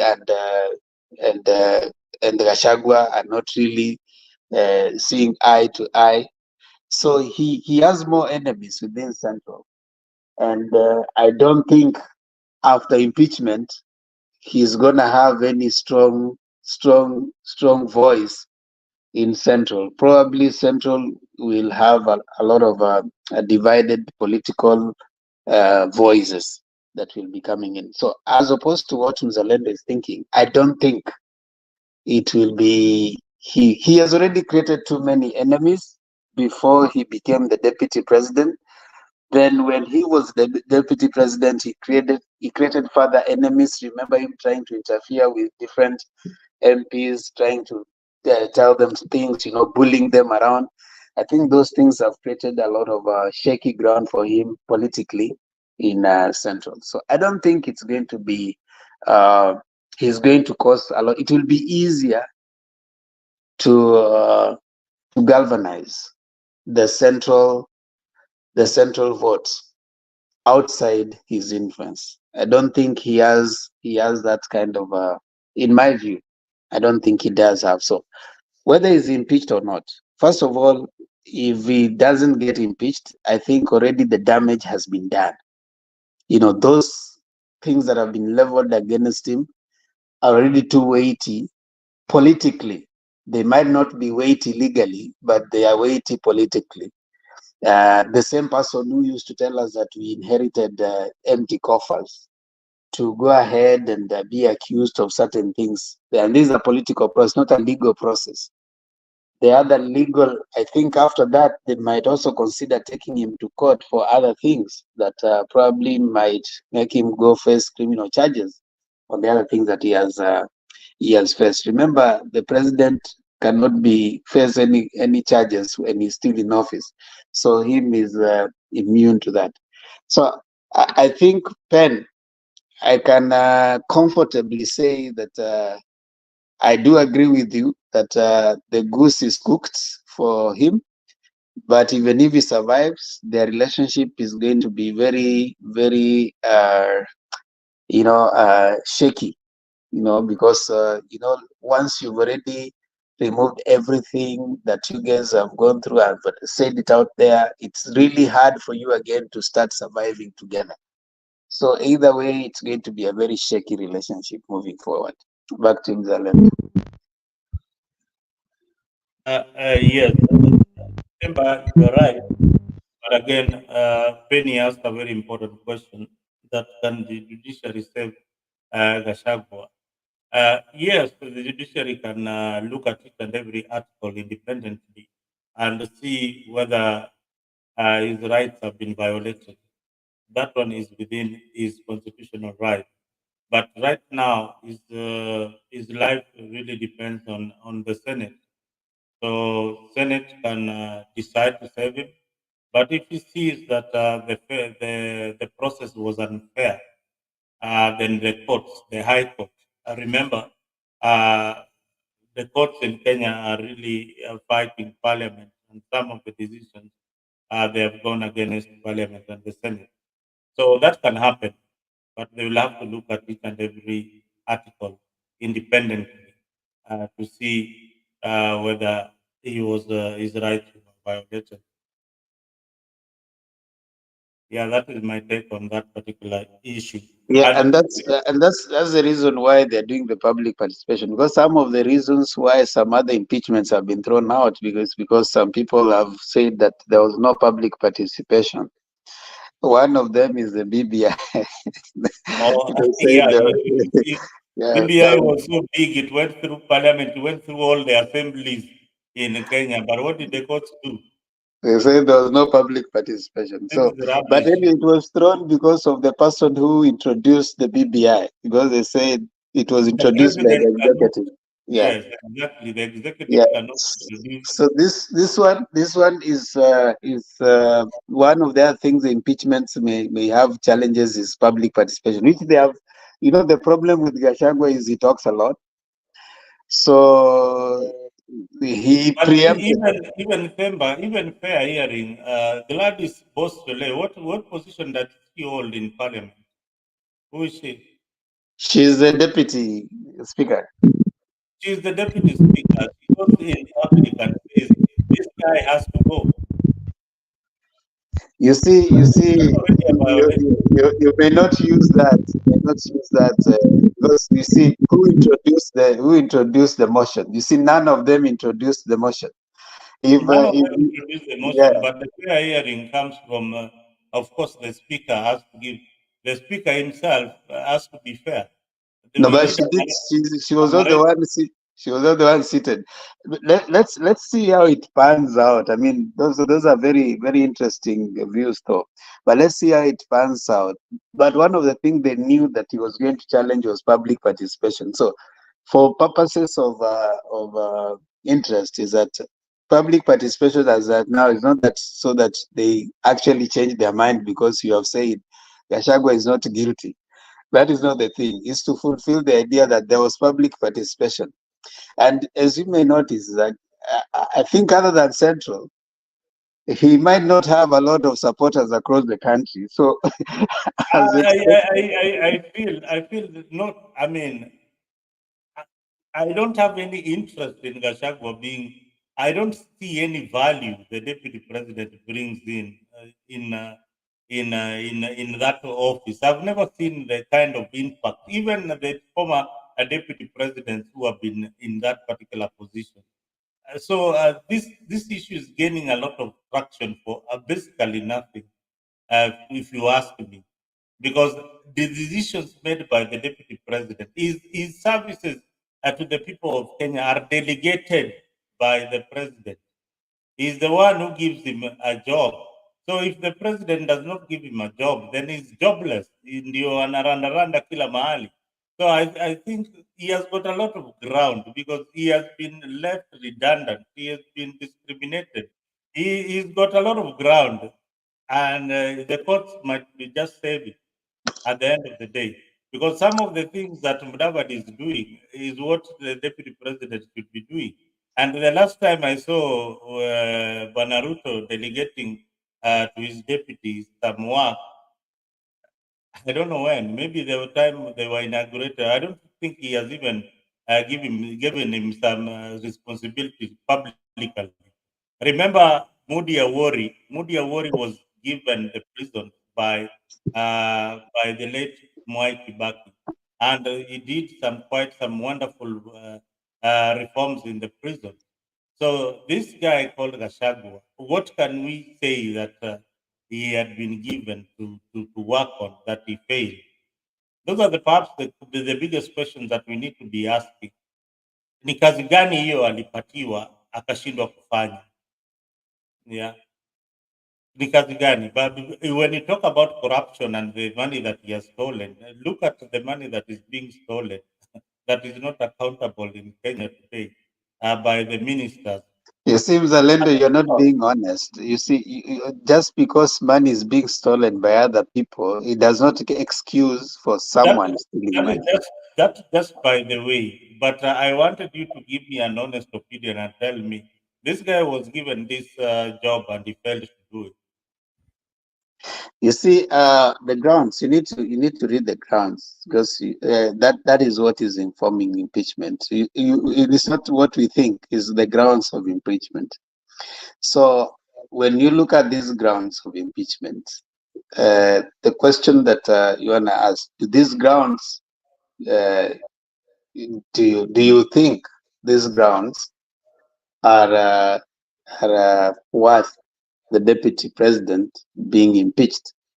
So for me, I think I want to put them on the screen there. Then you look at them one by one. I have them here. So you see. Look, even for the viewers at home, can look at the grounds that Gachagua is being impeached. This was in the Star newspaper today. Personally, gross violation of Articles 1, the special significant undermining the national unity and the peace existence. Now, you see, Gashag, you and I, unless we really want to behave like we are fallen from Mars, statements like their shareholders from the office of the deputy president, that's not a good statement. You know, that in itself should be a reason for someone to question. He's the same one who came and said that we have shareholders, and he was speaking. That is evidence. Ruto gives the seats according to. No. Listen. Huh? Listen. You see the good thing that you guys say that so and so even. The person we are discussing is the deputy president, not the president, and not the ministers, and not the others, because that's what people are using. They are saying, oh, even so and so, even so and so. It's just like you come and you find that people have stolen, then you say, even so and so have stolen, so I shouldn't be crucified. Remember me, my only problem I have with the deputy is only one thing. No. Let me finish. Yes. Right? Public statements inconsistent with the policy positions. You see, it was first of all not very good for the deputy president to accuse the NSIS boss, who is supposed to be someone that they are working with, they are sitting in the National Security Council together. You know, that in any situation, that is already One, insubordination of the presidency. This is someone you sit with in the same national, you see, that is exposing our national security, intelligence, whatever, operations. It's a country. The least he should have done is in their meeting, not coming out and appearing immediately when the president has given a press statement. Then he decides to give a presser. So that one he was misadvised. Together with the other things that you go to insist that you need some money to. The other things. But for me, those ones I found to be like he had already taken himself to be like it's co-presidency. It is not co-presidency. You have one president. And do you want to afford ourselves another 5 years of what we had with Uhuru and Ruto for 8 years, for 6 years? So if that can sort the issue right now, so that at least the next 2 years or 3 years, you have a seamless flow of an administration that is working with each other, as opposed to pulling aside when everybody feels like they need to pull. I think it's a good thing. Is it the most important thing? No, it's not the most important thing for us. But is it a good thing? It's a good thing. All these things should move together. So as to whether we think, positions are different, and I do respect the others who view like he shouldn't, because or whatever. I hold the view that, like I said earlier, it's never a wrong time to do the right thing. If it is the right thing to do, so that he can be called to order, and if possible, if he gets fired, and we get someone who is going to work with you better have a team that is working together, so that there's no excuses that are being brought across, rather than say again for the next 3 years that the deputy president did not support me. Of late, actually, before the impeachment, the deputy president was saying that you should just wait. It's only 3 years. Then now you can choose someone else. So within the 3 years, when you guys are not agreeing, Kenyans are suffering. You see, you are still stealing. You are still being paid as a deputy president. When he was going around, he was going on taxpayers' money. When he was going around trying to, to wipe up emotions, to support him that he's under siege. He was using the public coffers' money. So he needs to get out of there, so that if he wants to campaign, let him campaign, wait for 2027, instead of saying keep me for the 3 years, because we are in the same ticket. Wacha tungoje tu miaka tatu ishe. I don't think it's fair for Kenyans for you to sit again with a disagreeing executive for the next 3 years, and with someone who thinks that he should be a village elder instead of being a deputy president of the Republic of Kenya. All right. Penny or Ashley, Yeah, can jump in. let me add something. Therefore, I agree with you 100%. Lakini ile ambayo I agree mostly is when he attacked the Hachi son, sijui yule ni mkubwa ya DCI, and it was really personal on his part, because Hachi had demoted or transferred people that were directly linked to him. At least that one, I don't think there is any court that can defend him. Other than that, the other issues are completely subjective. Will they vote him out? Especially in parliament, yes. But will they stand the evidentiary system of the court system anywhere in the world? I don't think so. Except that one, the other ones are just wishful thinking. Come on, say for example, the one he said the Kenya is like a corporation. That's a common mistake. Anybody can make a mistake. You can say I made a mistake there. But in general, in a deep sense, any president comes from anywhere, he comes with his own people. And that's any society. Lakini kama ya Kenya itaki, so be it. So if we accept that it goes to court, then we have another issue altogether. But if it's only the legislature in parliament and the Senate, then it's done. But some of us will not accept for him to resign because we want to test the issues. We want Kama Sonko and Waititu made a wrong mistake and they were fired for it, so be it. But this gentleman, other than attacking the Haji son, he has not done anything. He has only spoken what he has spoken. But to see how far the other side is in as far as selling the whole country and doing what they are doing, we don't see what the Gachagua did to be worse, 100 times worse than them, because they're not taking us anywhere.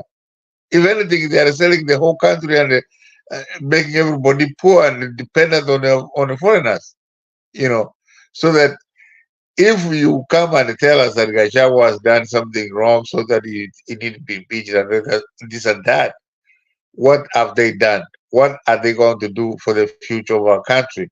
None. Zero. And I don't think they're that smart to think through all that. They're naive. Remember when I met you, I was supporting this gentleman fully. But I've come to realize that he would never change. He would never be anything that what he was. He had us go through hell in the 80s, and is now 2024. He's having us go through double hell. Asante Mzalendo. Actually, even as we wind up, we've done 2 hours. I think that is good enough for the show. Ashley, your word. Yeah, I have what the members so, and we are not in 2022. Someone like you, Nick, someone like Nyagaka, someone like me, and a lot, and even Misa, who was here before, supported Ruto in 2022, and we don't now. And even there is a lot of people in Mount Kenya who are not fans of Gachagua. But one of the things that they have made, the wrong they have done, is that not only are they attacking Gachagua, but they are also attacking and alisema usiguze mlima. He's the one who was, like he was putting the mlima in a way people are not. It's like you putting it there to be attacked when you defend yourself using it. Now the wrong they have done, even if you are impartial, you feel attacked if you belong to that community when they start talking about you and including you who is non-tribal in Gachagua, just because you speak the same language of him.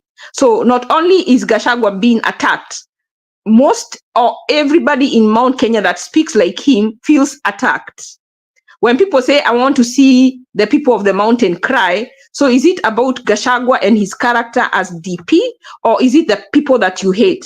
And if you hate the people and I belong to that community, then you force those people to come to his defense when they would not ordinarily do so, because it becomes more not about him, but about the community. And that's where they went wrong.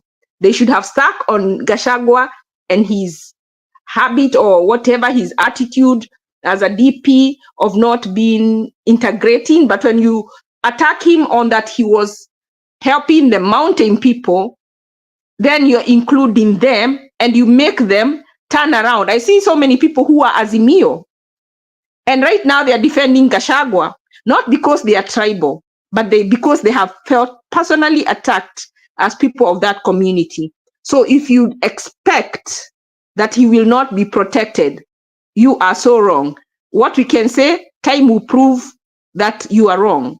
Let me tell you, even the people who voted, I think you have started seeing some saying, we only voted for the motion to be introduced. They have been told, if you vote for it, you better stay in State House. Don't come back home. Let's see what will happen in the next voting. There will be a change. So they won't agree. And it's not because they are tribal. It's just because it starts to feel personal from the utterances of the people who are trying to impeach him.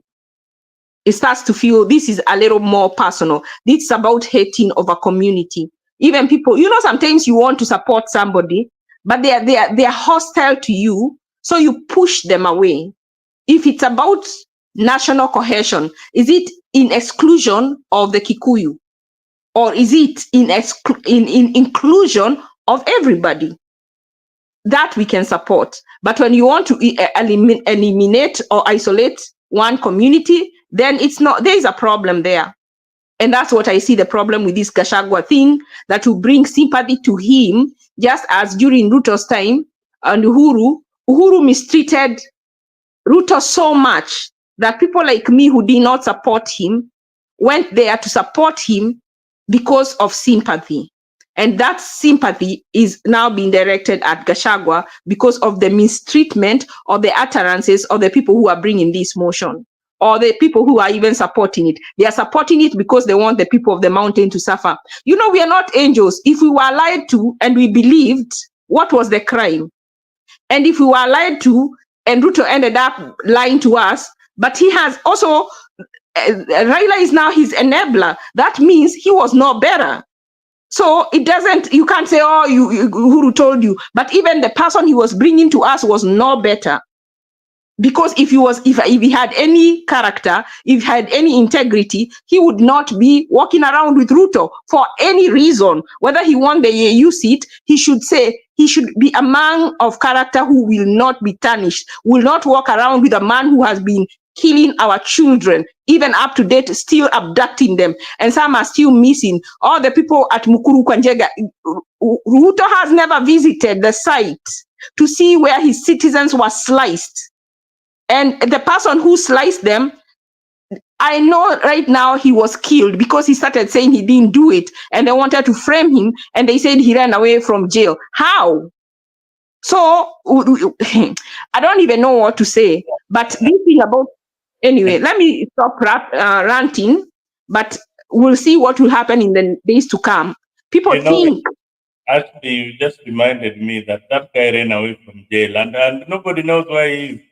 He didn't run away. They took him out, and he will never be found, because if he went to court, he would have spoken the truth that he didn't do it. So still, people would wonder who did it. And the question still remains, who did it? Because it wasn't him, and he had to disappear, and he will not be found because they killed him. That is my suspicion. And that's why we have to say, we can't say, oh, you cannot still expect, even though he brings another Kikuyu, that trust is gone. That was a very powerful statement, and I agree with you in many factors. That Gachagua should have been judged alone, and not with the Kikuyu community, who are not, some of them who are not tribal. And again, Kikuyu community coming in aid of Gachagua, just as you said, it's probably because of sympathy and looking at one of our own. Let us also not forget that Kenya is very tribal when it comes to politics, and when it comes to a member of your community being put out there on a test. Then you see the community coming to his aid, even if they know that he's a thief and he's been caught red-handed. They will still come back and support their thief. That Uyoni Mwizi wetu. I remember that kind of chorus some years back. Uyoni Mwizi wetu. Regardless of your mtu wetu, that mtu wetu is not even playing. Like I know people who are in Azimio, so many, like even in these groups, and you see people attacking them and laughing at them, and these people are in the same, they were in Azimio, and now you've forgotten. And the only reason, like me, I'm not tribal, but I feel myself going that way, but it is because of how I'm hearing people talking. They are talking with so much hatred until you find yourself. Yes, I agree with you, Ashley. There is so much hatred when it comes to politics, and you can find yourself. You're hating the tribe. Why are you hating the tribe? So you're like, okay, I'm supporting Gachagua to go. But the way they're talking of let Kikuyus cry, would I be crazy to say let Kikuyus cry and I'm a Kikuyu? I wouldn't. So why don't we pick? If they, let me tell you, and this is tribal, because, and then you start asking, it's not only Kikuyus. We persecuted Uhuru as Kikuyus, and then you expect us also to persecute Gachagua, yet the other tribes, when they do bad, like this guy who said that people should, the youth, the Gen Z should be killed, even 5,000 a day. He's still in court and he's still standing up and giving a motion. Why until now has he not been impeached? You see, that's what you should be fair to all. That was like it should not be there. The guy who sent people to rape a guy because the governor of Mombasa action should also have been taken on him. When that happens, then you feel that you're not attacking a community and finishing their leaders, that this is what we want as a country, to have reputable leaders. But only when you attack one tribe and attack their leaders who are bad, and you're not attacking other tribes whose leaders are bad, then it becomes a problem. You see, like the governor for Mombasa, he has been accused of sodomizing that young man. I mean, it is very, very sad. It is very, very. It shows you the state of of our country called Kenya, where there is the police.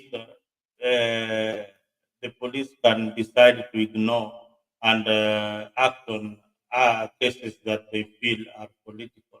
The police are no longer a service, but they work for the state. There are state machinery used to intimidate dissenting voices and politicians who don't agree with the government of the day. That is where we are in our politics, and it is retrogressive. We are not going. We are not moving ahead. We are just going back to the days when police could unleash brutality among the citizens or people who don't agree with the government of the day. It is sad. Bodies have been found in rivers and many other places. Gen Zs have been tortured to submission. The reason why if people ask what happened to the Gen Zs, these young boys were really tortured. They were really tortured to an extent that they just said to dwell with it. Kama ni hiyo siasa, let it be, because the government is hell-bent to stay in power at all costs, even to an extent of killing. So you can look at what happened to the young man in Mombasa, and the governor was called. Safaricom, the police have not even acted on the governor. Yet we are in parliament. You see parliamentarians from Mombasa not even condemning the action, apart from Mohammed Ali, who has condemned the action. All the parliamentarians in Coast have not even talked about it. It is a sad scenario. It is a sad scenario. So the issues that cannot be spoken in mainstream media can be spoken in our small platform, and possibly somebody who is sane in government can act, and even the minimal you can do is to tell the governor to record a statement. Yeah, it record a statement. But I believe the civil society should take up this matter and ensure that this guy is banned from even going out of the country, yeah, to any other country. Is brutal. Is brutal. You cannot do that to a human being and be happy. And he's on camera each and every day. Akijionyesha hapo yeye ni shujaa. The people of Mombasa, shame on you. ODM as a party should call him. The Senate should summon him. If they did stuff like that, then we can see them also coming to impeach Gachagua. But when they start choosing a certain community and cutting the legs of their leaders, accusing them of crimes, like during the cabinet nomination, we saw that every cabinet minister who was coming back, who was being reinstated, had made substantial profits. Where did those profits come from? We know that these leaders are all corrupt. So when you start talking that he has increased his revenue or his profits, or he has accumulated wealth well beyond his income, let us look at Ruto. You know what? I would like this thing to go through. Then we will use the same, let them set a precedent. Once they set the precedent, we will use the same reasons to take Ruto to court and ask for an impeachment using the direct the people directly take him to court. And me, what I would, my conclusion is this: I would like, when the MPs come, those people who are doing public participation use this opportunity to also collect signatures from people who want to remove Ruto, so that they don't have to do it another day. So that when they go to court with the impeachment motion they have currently asking the court to take Ruto out, they will have those signatures ready. Let us get prepared if we are serious about getting Ruto out. That's my closing remark. All right. Thank you, viewers. Those who have been on the comment section, Laban Mkiani, Asante Sana, Gypsy Corner, you did disappoint, and many others. I can't mention you all. And those who have been on the X space, thank you very much. But one thing I need you to do for me, make sure that you subscribe to our pick, so that we can get them numbers moving. And this evening, we will continue to follow up on the story of Gashagwa, what will happen in this morning. Sorry, here it is around 2:30 a.m. We will follow up on the impeachment story of Gashagwa and see what our MPs are doing. We are also following up on the story of Mombasa governor, see whether the police will do something and arrest BCI. You have a case there. There is evidence there. We don't know why you have not acted upon it. So we need a society that respects the rule of law. And we cannot continue living like this and seeing that the government of the day is using the police to intimidate voices that don't agree. We are from the dark days of Moi, the dark days of Nyayo Temba. We are in a new dispensation, and we hope that the government of William Ruto will abide by the law and protect the people of Kenya. We elected you, Mr. President, to protect our rights, to protect us as the people. If we don't agree with some of your policies, please listen to us, because in 2027, you will also be asking for our votes.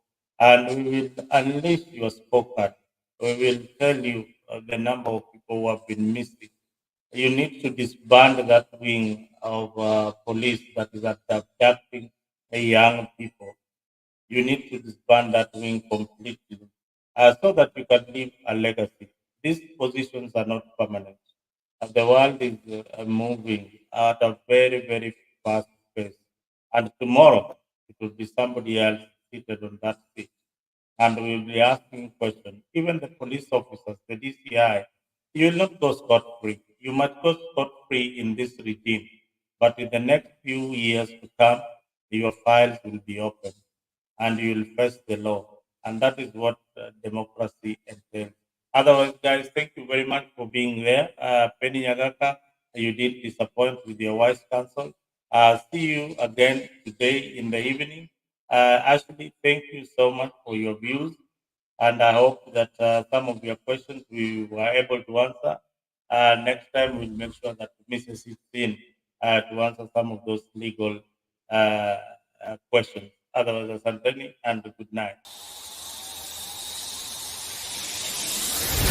Thank you. Good night.